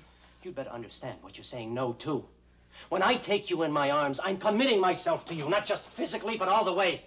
That means that I intend to worry about you, to take care of you, to stand in front of you if there's trouble. And that's what I want back from you. Without any reservations or shame or embarrassment. Now, either you're up to that or you're not. I have my standards. And my pride. And not enough. Not for you or for anyone else. You need someone to trust, to love. No, I don't. I don't. Now, just leave me alone. I can do that, too, but I don't want to. Connie, let me help you. I don't care if you hang back. If it takes time, I'll give it time. All you need. I can't.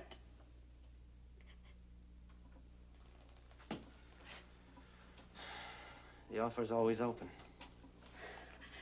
I don't know if you'll take it up, but Perhaps it'll make you feel better to know it's there.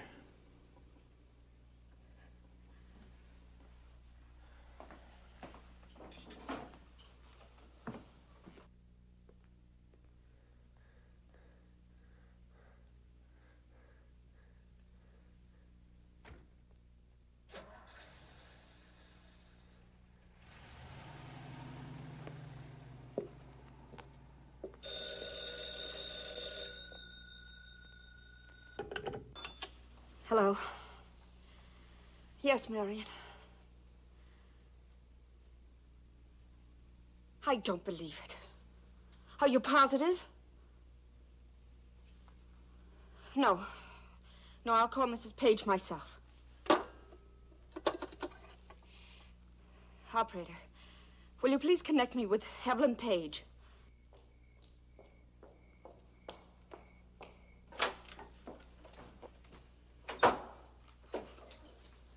I don't believe Norman did what you said he did. 2 people saw them. And Marion Partridge has probably spread it all over town. Don't you dare say a word against Norman. If you'd brought your son up with some intelligence and some decent principles... He has no interest in girls. He never had. He never learned a thing about sex in my house. The word was never mentioned. Oh, hello, Miss Page. Come in here. Where's Norman? Outside, just going home. Mother? You just stay right here. What's the matter? Norman, come in here. What is it, Mother? Where were you today? What is it, Mother? You were seen at Crystal Pond, swimming in the nude with Norman. Oh, that's a lie. Mother, how could you even think such a thing? You were seen clearly and plainly by 2 people. We went swimming, Mrs. Mackenzie, but we had our suits on. And by now, everybody in Peyton Place knows about it. So help me if anything's wrong with her because of this. I didn't do anything. We didn't do anything, did we, Allison? No. You better take your boy and go. We didn't do anything. Never, never been so humiliated and disgusted. Allison, come back here immediately. Listen, Mother, if you keep this up someday, I will do what you keep accusing me of. I wouldn't doubt it. You're just like your father about sex. In that way, you're just like him. Don't you say things about my father. He was a wonderful man. Wonderful. And fine and good to you, and that's what you told me, so don't blame him for anything. Wonderful and fine and good. That's what I told you? Well, I lied. I lied about him because I was ashamed of him and of myself. Well, then why did you marry him? I didn't. And he didn't marry me because he already had a wife. You don't mean that, Mother. I do mean it. Don't you understand? No. He had a wife. No.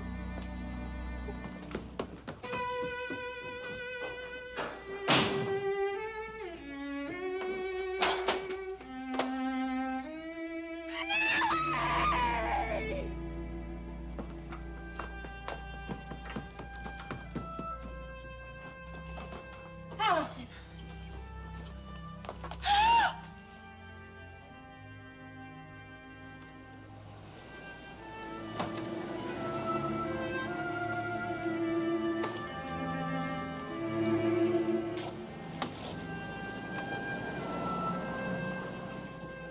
Connie, everybody reacts differently to suicide. With Allison, severe shock. But she looks so... No, shock is just a kind of a sleep. It's an escape. When the mind can't accept what it sees.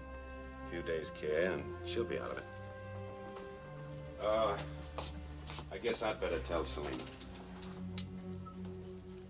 And Connie, just because it happened in your house, don't think that any of it was your fault. Somehow I do. You've got just one thing to think about. Allison.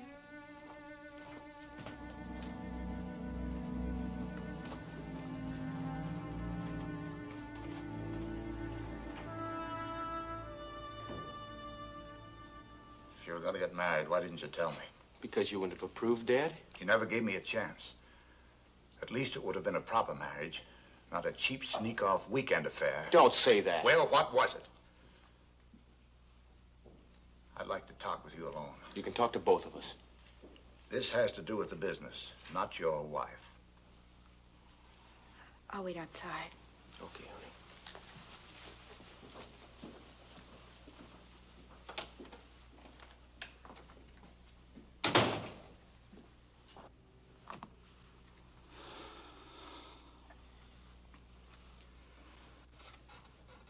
I can get it annulled.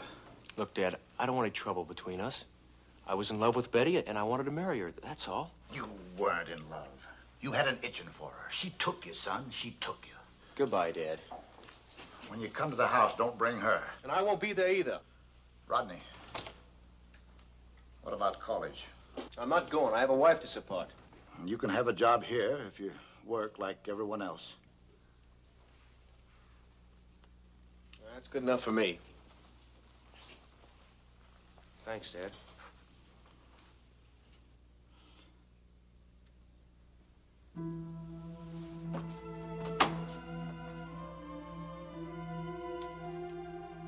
I knew you weren't coming down for lunch, so I thought... It's such a beautiful day, darling. Why don't you get dressed and go for a walk?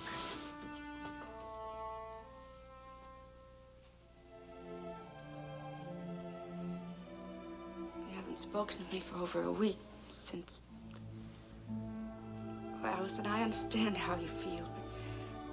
But you'll just have to accept what's happened and make the best of it.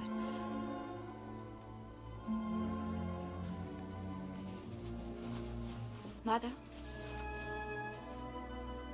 as soon as I can, I'm going to get dressed, pack my things, and leave Peyton Place. I never want to see this town or you again. You can't mean it. I mean it. I'm going to New York. Oh, please, Allison, I was only trying to protect you. I was an accident that you hated and tried to hide. But I loved you from the moment you were born. Try to believe me. Well, how will you live? What will you do for money? I have enough to get there. I'll find a job. Suppose you can't find a job. Then I'll live off some men the way you did.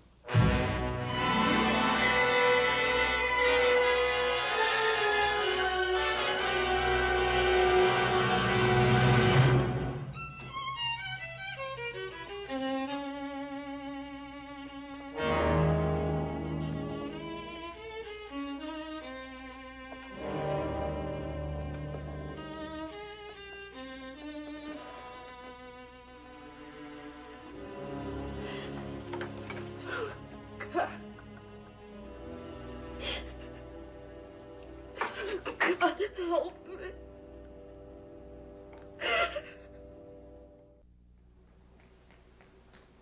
Allison! Allison! I want you to come down here. Couldn't say goodbye to you in person. You know I don't want you to go. But I'm going just the same. You stay here. You belong here, both of us together. We've been friends ever since we were kids. Advice. But your mother, how can you leave her alone?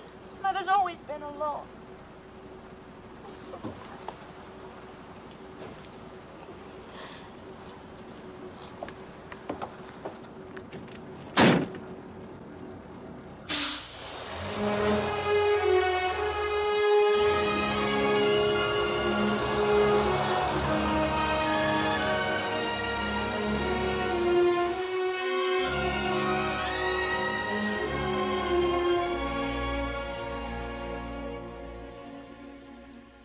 I cried all the way to New York, and my eyes were the color of the oak leaves that had started to fall back home.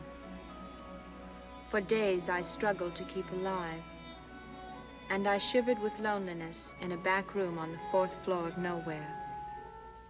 There were times when I wanted to crawl home, but somehow I managed, and I stayed. I learned what I could endure.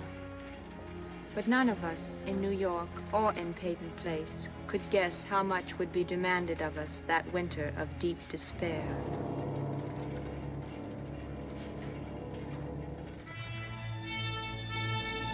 I knew families at home would be getting up on frosty mornings, driving their sons to a place of hurried goodbye. I prayed for them.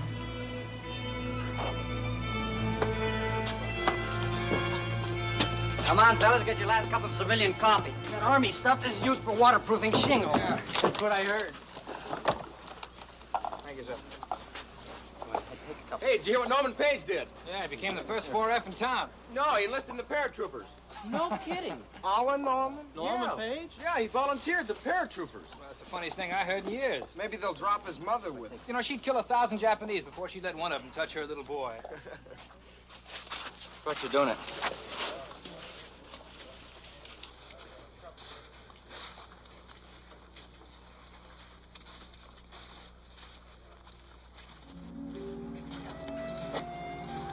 Rodney, I'm gonna cry. No, you don't. Don't say anything silly either. Betty, you don't know how glad I am that I married you. Oh, Rodney, I hope so. Father's over there. Go say goodbye to him. Oh, go on, go say goodbye to him.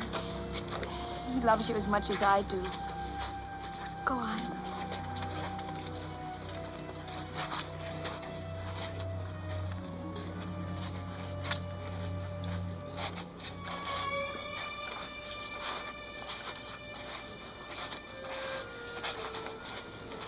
Take care of yourself. And whatever you do, do it honorably. Well, that's the family motto. Say, do me a favor, Dad. Certainly, son. Take care of Betty if she needs anything. She won't ask you for it, but she might need it. I'll keep an eye on her. Will all the draftees assemble over here, please? Come right in close.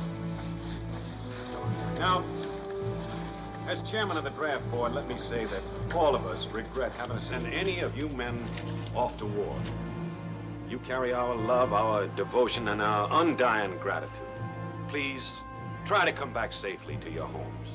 Now, we've prepared some gift packages. If you'll just step up here, I'll hand them out. There you are.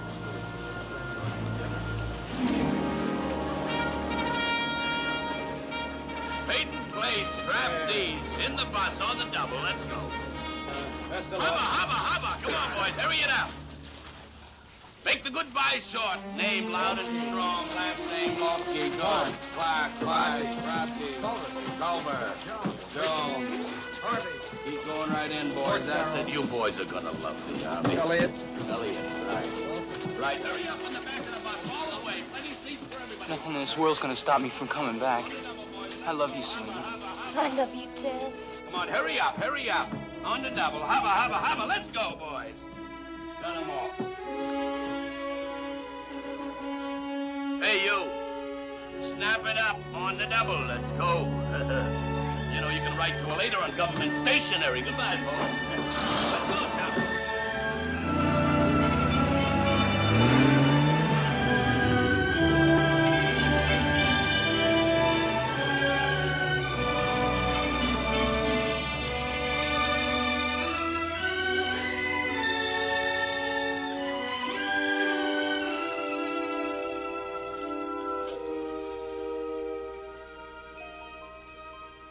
That first winter away from home, I took shape as an individual and toughened.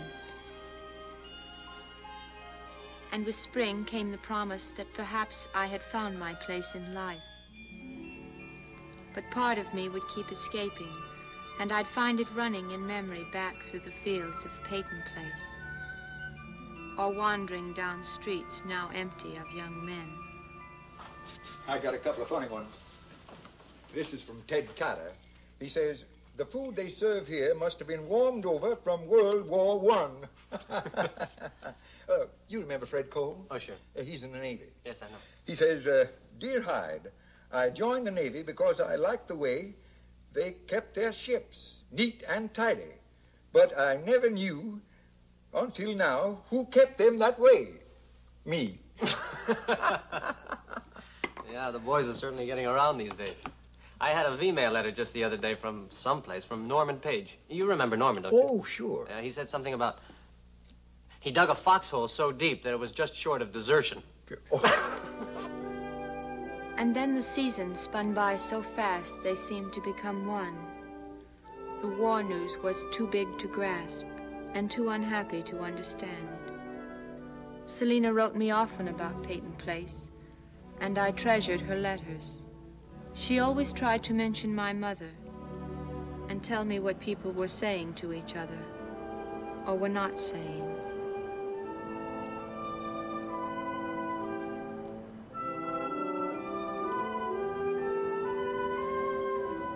Eventually, I broke the ice of my intentions and subscribed to the Peyton Place Times. I was hungry for names that meant something to me, but among them, unhappily, came the names of those who were gone forever.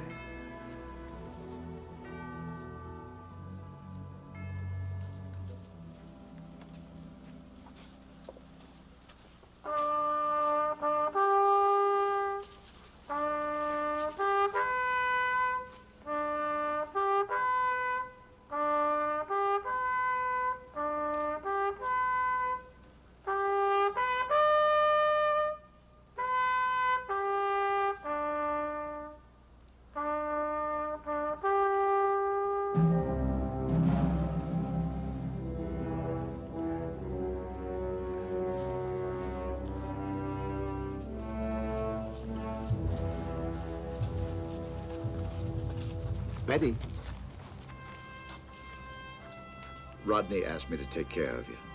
I don't need your help, Mr. Harrington. But I need yours. Rodney was a better boy for having married you. When I was 6 years old, I was in love with Rodney.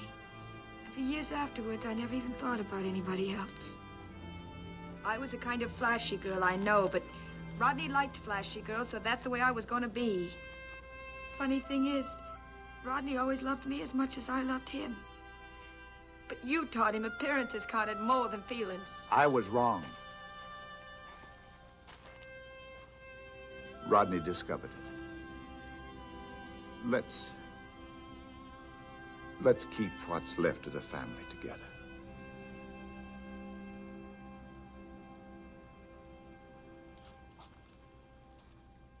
No, a little brighter one, please.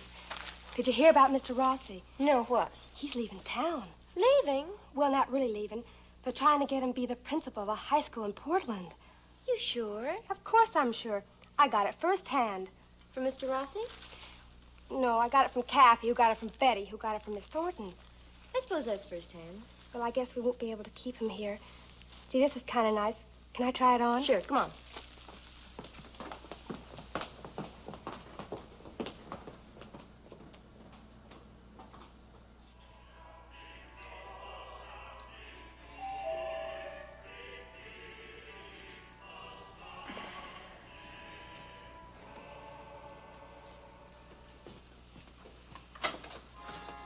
Merry Christmas. Come in. Merry Christmas. It's been a long time, and it is Christmas. You don't have to explain a gift. Thank you. Come in. Let me take your coat. Well, I can only stay a moment. I have to deliver a few more things. Can I fix you a drink? No, thank you. Well, come in. Sit down. Well, I really came to... Is it true that you might go to Portland? Oh, well, I've received the offer. It's a larger school and naturally much more money. So, of course, you'll take it. Well, I don't know. I have a week to make up my mind. Sit down.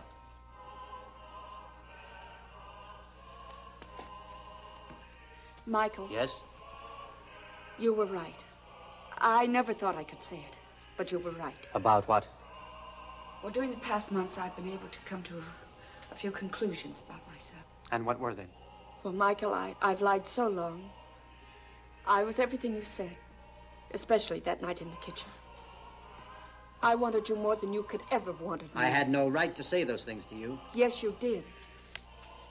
And I came here to tell you the truth. Connie, you don't owe me any explanations. Allison didn't leave home because of Nellie's suicide, but because she hated me. She won't answer my letters or phone calls. Why not?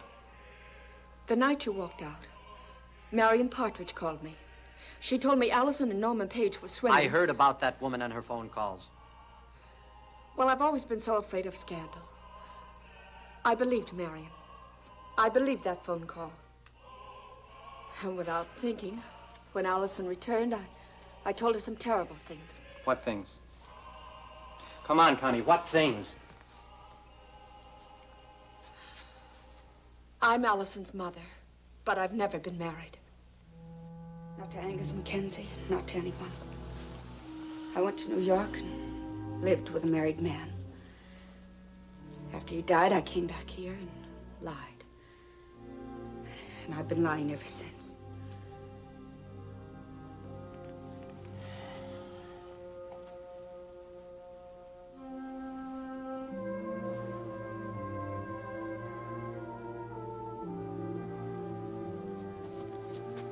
You want the truth.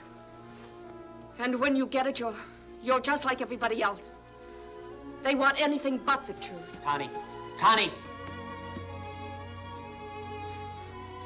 I told you once that the offer was always open. I told you that I'm committing myself to you all the way. That I plan to worry about you and take care of you. I meant that.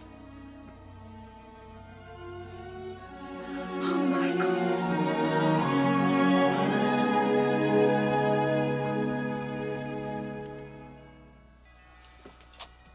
How's that? Fine. I'll get it. Merry Christmas. Ain't you gonna invite me in? It's not a very friendly greeting after I practically broke my back getting here. Hi, Joey. Say, there's a blizzard blowing up, big one.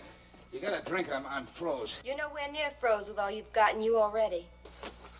See, the Navy hasn't managed to cure you of drinking. Cure me. Honey, the Navy's taught me tricks I never heard of. Say, sure made a lot of changes around here, ain't you? You bet we have, Lucas. And for a start, you can pick up your things and go. Ain't nobody gonna tell me what I can't do in my own house. This isn't your house anymore. I don't care what you did to it. This is still my place, and don't you forget it. Did you just come back here to make trouble? You heard about Ma, didn't you? Yep, heard about her. Hey, Joey, here's a quarter. Now, run along now, huh? Come on, pick it up. Pick it up, Joey. Lucas, you leave him alone. Oh, honey. Now, don't start a fight. Me and you got to know each other a little too well for that. Say, I didn't think you could improve, but you sure have.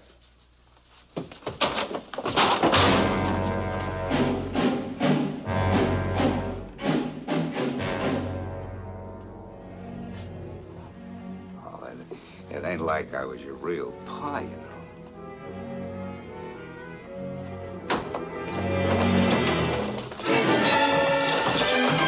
You dirty, filthy animal! Still a wildcat, ain't you?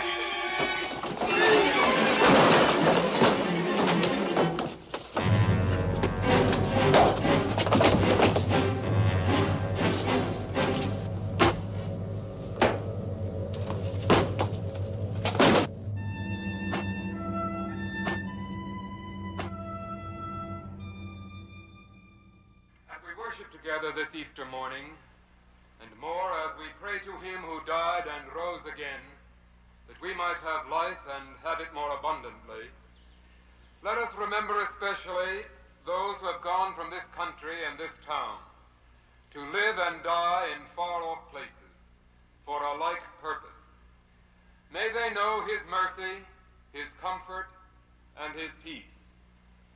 May we uphold them with our prayers, encourage them with our letters, honor them with our love, and may our lives, not less than theirs, be dedicated to that same Lord, who alone can give to life a perfect freedom and a final peace.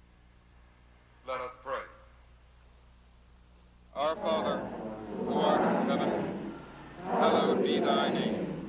Thy kingdom come, thy will be done, on earth as it is in heaven. Give us this day our daily bread, and forgive us our debts as we forgive our debtors. And lead us not into temptation, but deliver us from evil. For thine is the kingdom, and the power, and the glory forever. Amen.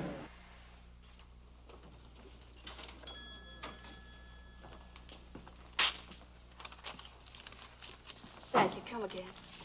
Yes? I'd like to see Miss Cross. Selena? Cross, you have a father in the Navy? Lucas Augustus Cross? My stepfather. Have you seen him lately? Not for a year and a half. What's wrong? He went on leave and didn't come back. He's listed as a deserter. Miss Cross, you sure you haven't seen him? I didn't even know for sure that he was in the Navy. He hasn't called you or written you? No. He disappeared from town a year and a half ago, deserting his family. Well, it looks like he's running true to form. If you do hear from him, get in touch with 1st District Shore Patrol. Well,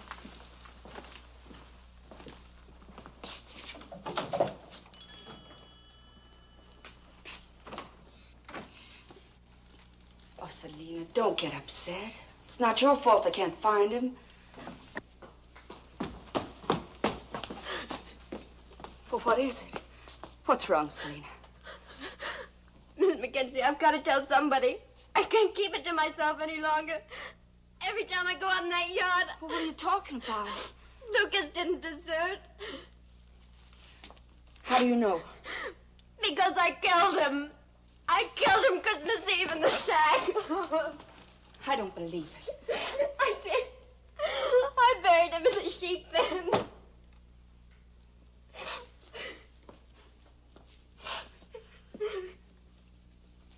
Selena, you've got to call the state police.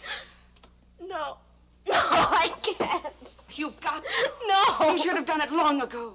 Oh, please don't make me. Listen to me, Selena. Listen. One of us has got to call. I can't. No. You must call them now. I can't.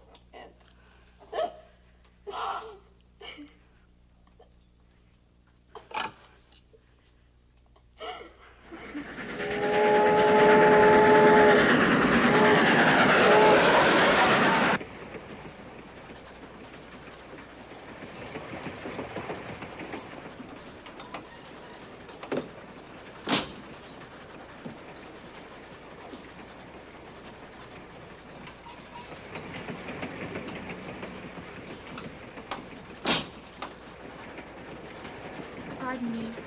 Allison. Norman. Oh, gee. What a surprise. Yeah. Hey, come here. Hey, you guys, you know... Hey, you look older, more grown up. Well, the uniform helps. And all the decorations. Yeah? Hey, what have you been doing? Living in New York. Have you been doing any writing? I remember you always liked to write. Yeah, I did some writing. Did you get any of it published? No, I got a job working for a book publisher. Huh. Hey, he didn't by any chance publish those books with the Plain Rappers, did he? Remember? No. Yes, you do, remember? You were always afraid. Yeah? And everything frightened you. Uh-huh. I can't get over how wonderful you look. Really, you look great. You know, though, you never said goodbye to me when you left Peyton Place. You never even said goodbye. I'll never forget that Labor Day, Norman. I won't either. I see you have 2 Purple Hearts. Yeah? What brings you home? Vacation? What? Haven't you heard about Selena Cross? No, what? She killed her stepfather, Lucas. Her trial starts in 2 days for murder. No. Lucas was always a bad Joe, but she always seemed to be able to put up with him. Whoever knows what anyone's able to put up with in this world. Well, that's true. It sure took me a long enough time to know a little about myself and understand Peyton Place. Cigarette? I'm gonna go back and try and work things out with my mother. Maybe we'll both be happier. If not, well, at least I've made the effort. You know? Mm-hmm. I always wondered why you enlisted. In the paratroopers, I mean. I don't know. I guess I wanted to get knocked off or something. But you know, as soon as I got away from my mother, I suddenly realized how wonderful life really was. And then I fought like a tiger to stay alive. Yeah, I was running away from my problems, you know what I mean. Yeah, I know. Something's bothering you, isn't it? Yeah. Can I help? No, you can't.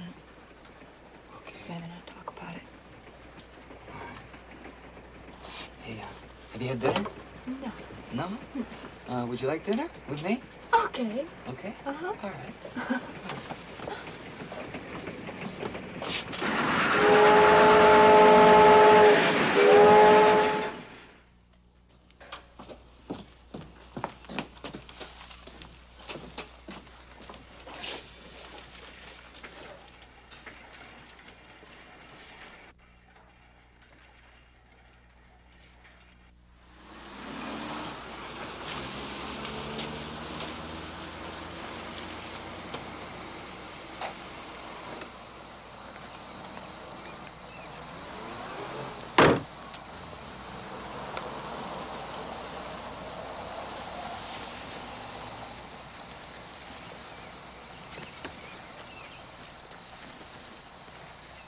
Doc Swain? Hi, evening, Selena. Be right with you. My wife loved these flower gardens. I try to keep them up for her.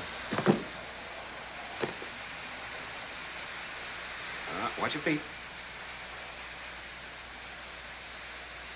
Are you going to tell them about me? I'll have to, Selena. Nobody in town must ever know. But if I don't, you'll be risking your life. I know that. Well, then why? Because of Ted. What are you afraid of? What he'll think? He loves you. You would ruin his life married to a girl who... Doc, you know not a respectable person in town would accept him. Respectable. What kind of respectability are you talking about? The people with enough money to hire him as a lawyer. Look, don't you understand? We're talking about your whole life. Prison can be a kind of dying. Losing Ted would be a worse kind of dying. Besides, you mustn't get involved. Now, never mind about me. Promise me you won't tell them. Promise me. Please promise. All right, Selena. I'll promise you. Selena, you don't seem to realize you face a possible life sentence. I need more to work with, much more. There is no more. Lucas was drunk and he was brutal, and when he tried to beat me, I couldn't stand it anymore, and I killed him. Killing in self-defense is understandable in certain circumstances, but you hid the body. You acted like a criminal. I know. But Mr. Partridge, she was fighting for her life. The state has sent in a prosecutor for one purpose, to convict Selena.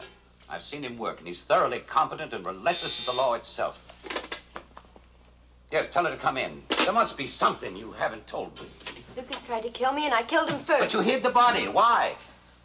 Come in, Alice.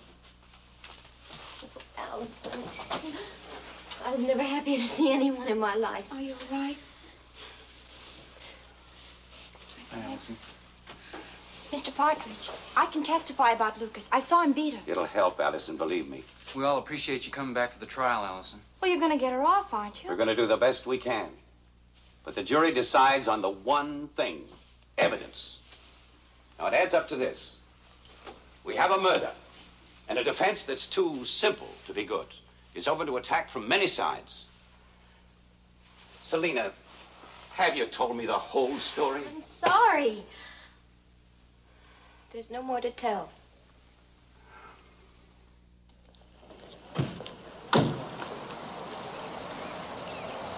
Max,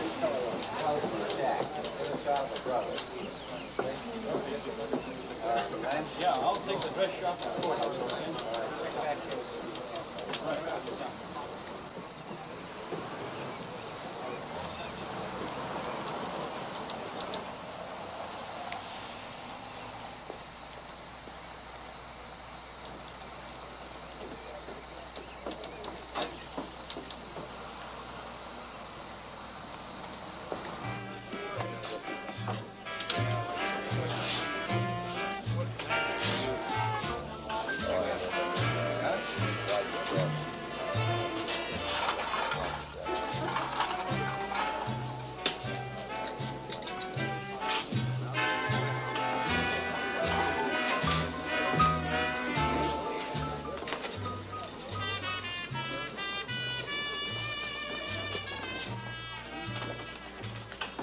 Hello, Allison.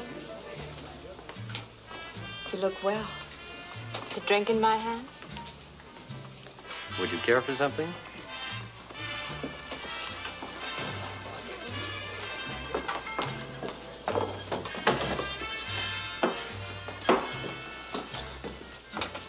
I moved hoping I'd be left alone.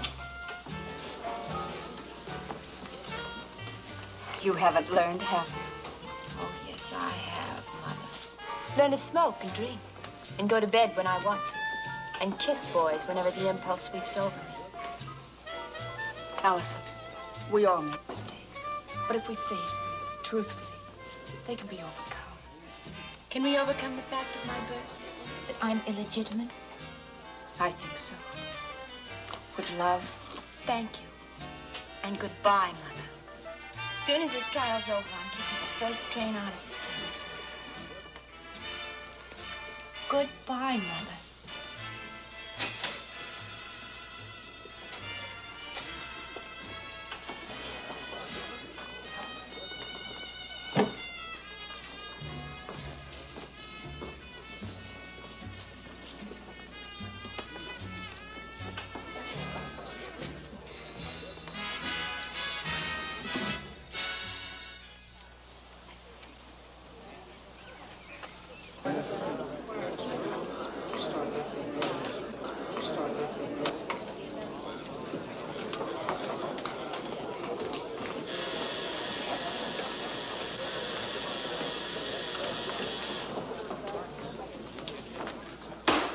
Court will come to order. Everybody rise.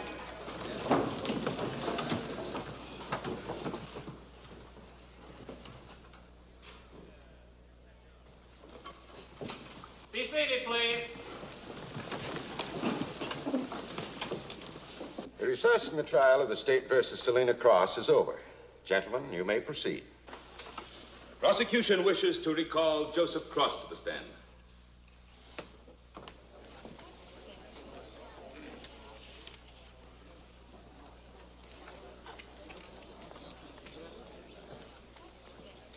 Joey. I told you this morning my name was Joseph. Joseph. This morning, just before recess, we were talking about lying and telling the truth. Joseph, have you ever told a lie? Yes, sir. Big ones or little ones? Some little ones and some medium ones. Now, you'd lie to save your sister from prison, wouldn't you? Yes, sir. A big lie? The biggest lie you ever heard. I object. Sustained. Now, Joseph, we heard your testimony this morning. Was it true? It was all true. Now, do you claim that your sister killed your stepfather because he, grabbed her? He was a strong man, and we were both afraid. Now, if Lucas was as strong as you and everybody else has said, how could your sister possibly overpower him? She was madder than he was, and scared him. Lucas was 195 pounds, your sister 110. Did she sneak up behind him and hit him with that piece of firewood when he wasn't looking? No, sir. Were you watching every second? Well, I might have looked away once or twice. Did you see Selena hit him the first blow? I don't know. Is there any doubt in your mind as to how that first blow was struck? I don't know. It all happened so fast. Joseph, you said that you told your sister to bury your stepfather. That's right. She didn't want to. I see. Now, how old were you when you told her, when she did what you wanted? About 8. In other words, a 19-year-old girl didn't know what to do with the body until an 8-year-old boy told her. Yes, sir. I have no further questions. No questions. You may step down, Joseph. I wish to recall Selena Cross to the stand.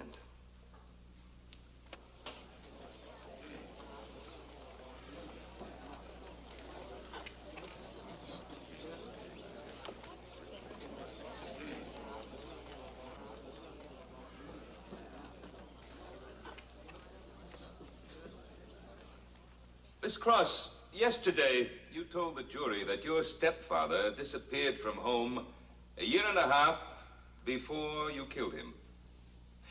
Do you have any idea why he left?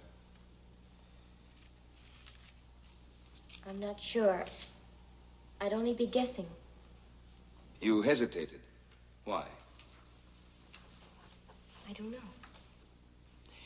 Do you know what he did during that year and a half? He was in the Navy, he said. Well, do you imply that he came home from the war, from combat duty, just to beat you up? We object, Your Honor. The defendant has implied no such thing. Sustained. Did your stepfather own the house you live in? Well, my brother and I, we fixed it up. Answer the question, please. Well, it wasn't a house when he left. Please answer the question. Yes, but it was a dirty shack and nothing else. But you had the freedom to come and go and invite boys in and answer to no one while Lucas was gone, didn't you? Didn't you? Yes, I had the freedom, but I never did. When you thought he was going to change all that, did you kill him? No! Lucas was drunk and tried to beat me. The coroner testified that Lucas Cross was unconscious from the first or second blow, so you were safe from any beating then, but you didn't stop. Why? I don't know. You kept on hitting him until you crushed all the life out of him. Why? Don't know. I couldn't stop. I couldn't stop.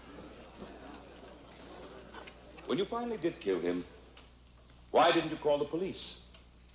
I wanted to. I was afraid. You hadn't committed any crime, defending yourself. What was there to fear from the police? I don't know. I was just afraid. You had nothing to fear.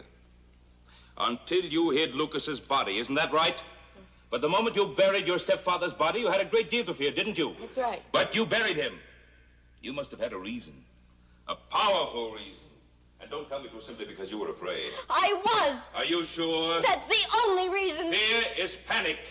And cleverly burying the remains of a man you've just murdered requires cold and careful thought. Objection. You knew what you were doing. I didn't.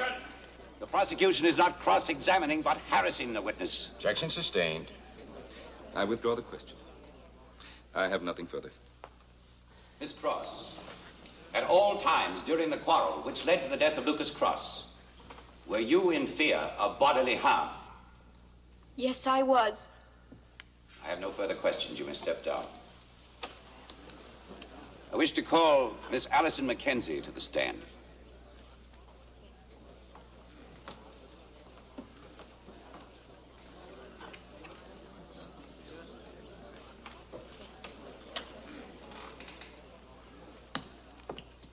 Raise your right hand. Do you swear to tell the truth, the whole truth, nothing but the truth, so help you God? Yes, Be seated. State your name, please. Allison Mackenzie. Miss Mackenzie, how long have you known Selina Cross? Ever since I was a child. We went all through school together. Miss Cross is my best friend. Miss Mackenzie, you have testified that when you saw Lucas beating Selina, you thought that your presence prevented things from going further. I know it did.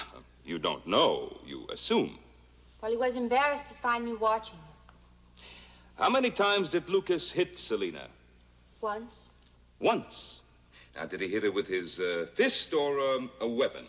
Well, it was kind of a slap. Oh, a slap. Have you ever been slapped, Miss Mackenzie? Yes? By a stranger? No. Or by a member of the family? Do I have to answer these questions? I'm sorry, but you do. By my mother. As hard a blow as Selina Cross's stepfather gave her? No. How could you tell? I don't think so. You don't really know what happened inside that house, do you? Yes, I do know. Well, first you talk about a beating, and then we find out all you're discussing is a single blow. Would you say that the arguments in the Lucas Cross household were more or less violent than any other family arguments? Objection. What is the purpose of that question? Well, the witness must define her terms if the jury in this court are to clearly understand what she means. A beating becomes one blow, a blow becomes a slap. Perhaps the slap will become something else. Objection overruled. I have no further questions. No questions, Your Honor. You may step down. The prosecution would like to call Mrs. Constance Mackenzie to the stand.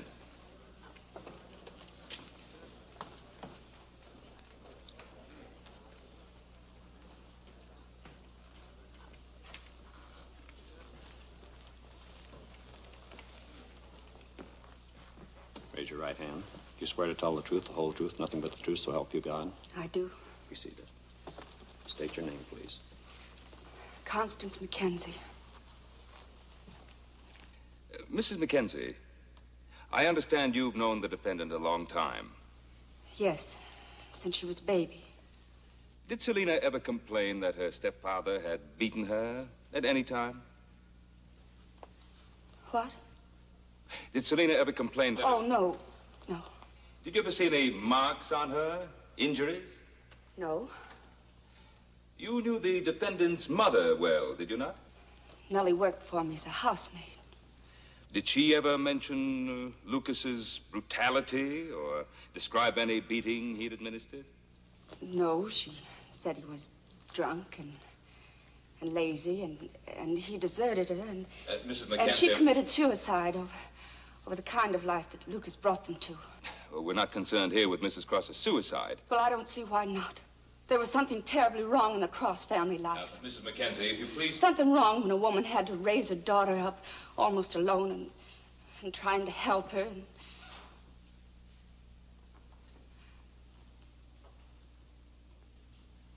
Mrs. Mackenzie? And not being able to help. Mrs. Not Mackenzie? being able to give.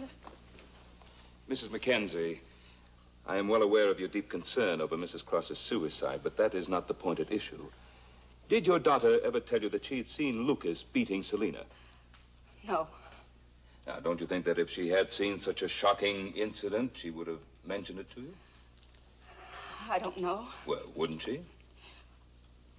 Well, Mrs. Mackenzie, doesn't your daughter ever bring home her problems? how many times do I have to answer your questions? Well, until we find out the truth.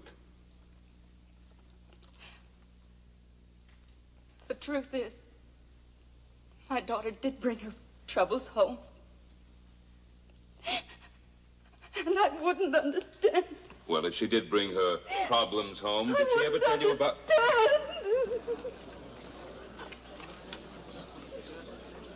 The court will adjourn for a short recess.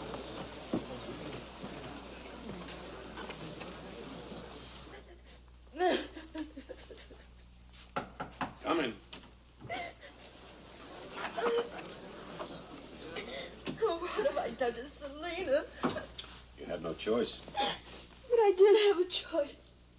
Maybe the wrong one, but I'll never forgive myself. You blame yourself too much, Connie. You did what you morally had to do.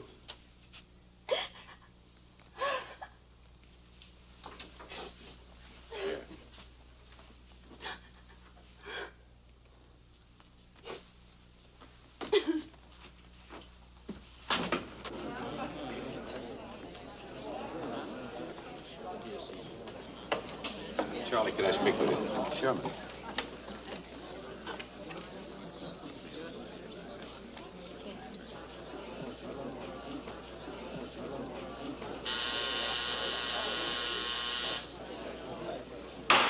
Court will come to order.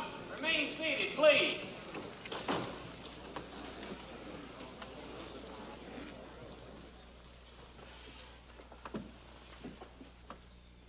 Has the prosecution completed its questioning of Mrs. Mackenzie? It has. The prosecution rests. No more questions. You may step down. We call Dr. Matthew Swain to the stand as a witness for the defense.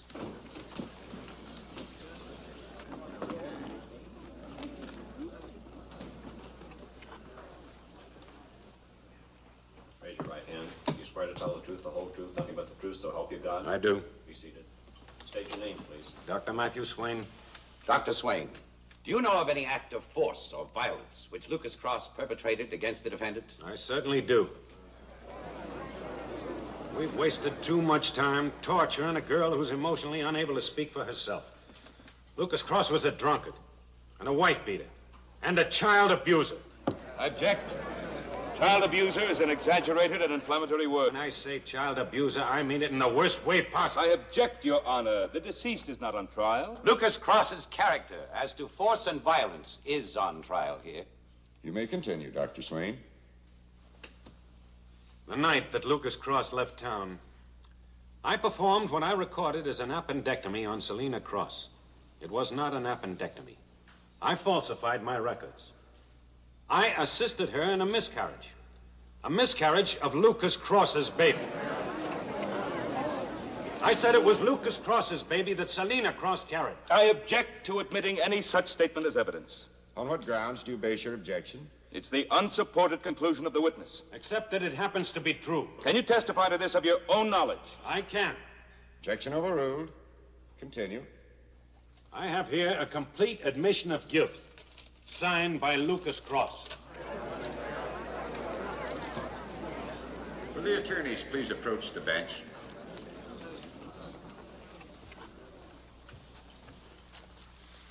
I offer Lucas Cross's confession in evidence, Your Honor.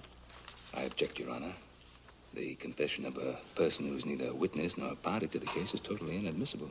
The prosecution may have a sound point, but I'll reserve my ruling until I've heard all of Dr. Swain's testimony. Then, if I find it inadmissible, I'll order it stricken. Dr. Swain's entire testimony is stricken from the record, Your Honor. I will rule on that when I've heard it. You will complete your statement, Dr. Swain. I'm sure that the prosecutor will see to it that the state investigates my records, and perhaps I could lose the great privilege of practicing medicine. But it's time that someone spoke up and paid whatever price is asked for the privilege of speaking. Selina killed Lucas out of fear of being forced to submit to him again. And then she hid her crime for fear of how we would react to her being assaulted by her stepfather. She couldn't trust us with the truth. Selina had no one to go to but me. She only came to me because she had to for medical reasons. She swore me to secrecy. Now I'm violating that secrecy for a bigger purpose. We're all prisoners of each other's gossip, killed by each other's whispers, and it's time it stopped. Our best young people leave as soon as they're old enough to earn the price of a bus ticket. They contribute the best part of their characters to other communities because they're stifled in Peyton Place. Your Honor, we're not interested in Dr. Swain's... Matthew Swain has come forward at considerable risk to himself, and I intend to hear him through without any further interruption. I will rule on your objection when he's finished. You'll continue, Dr. Swain. We're a small town, but we're a prosperous one, and yet we allow tar paper shacks to stand. We have half a dozen churches which most of you attend, and then don't practice the word they preach once you walk down the steps. We have a fine school that you take for granted. We have a newspaper with a most intelligent editorial page which you use for wrapping garbage. It's time you people woke up. Perhaps today is the day that you will, because there's something much bigger than the tragedy of Selina Cross on trial here. Our indifference. Our failure as a community to watch over one another, to know who needs help and to give it. Selina's been living in a prison of her own long enough, one that we helped build. I have nothing more to say, Your Honor.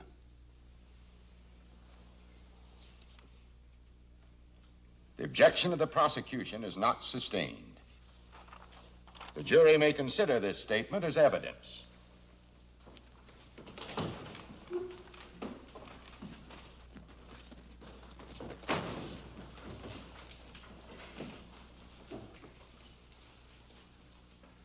Ladies and gentlemen of the jury, have you reached a verdict? We have, Your Honor. The foreman will read the verdict. We find the defendant not guilty.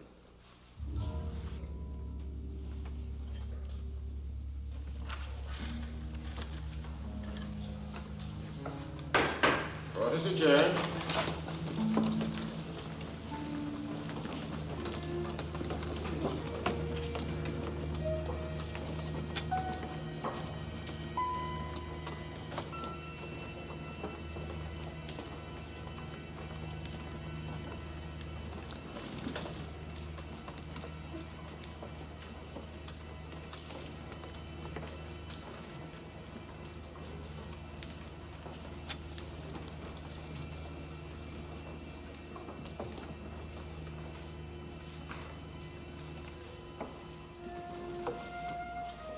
Come on, Joey. You come home with me.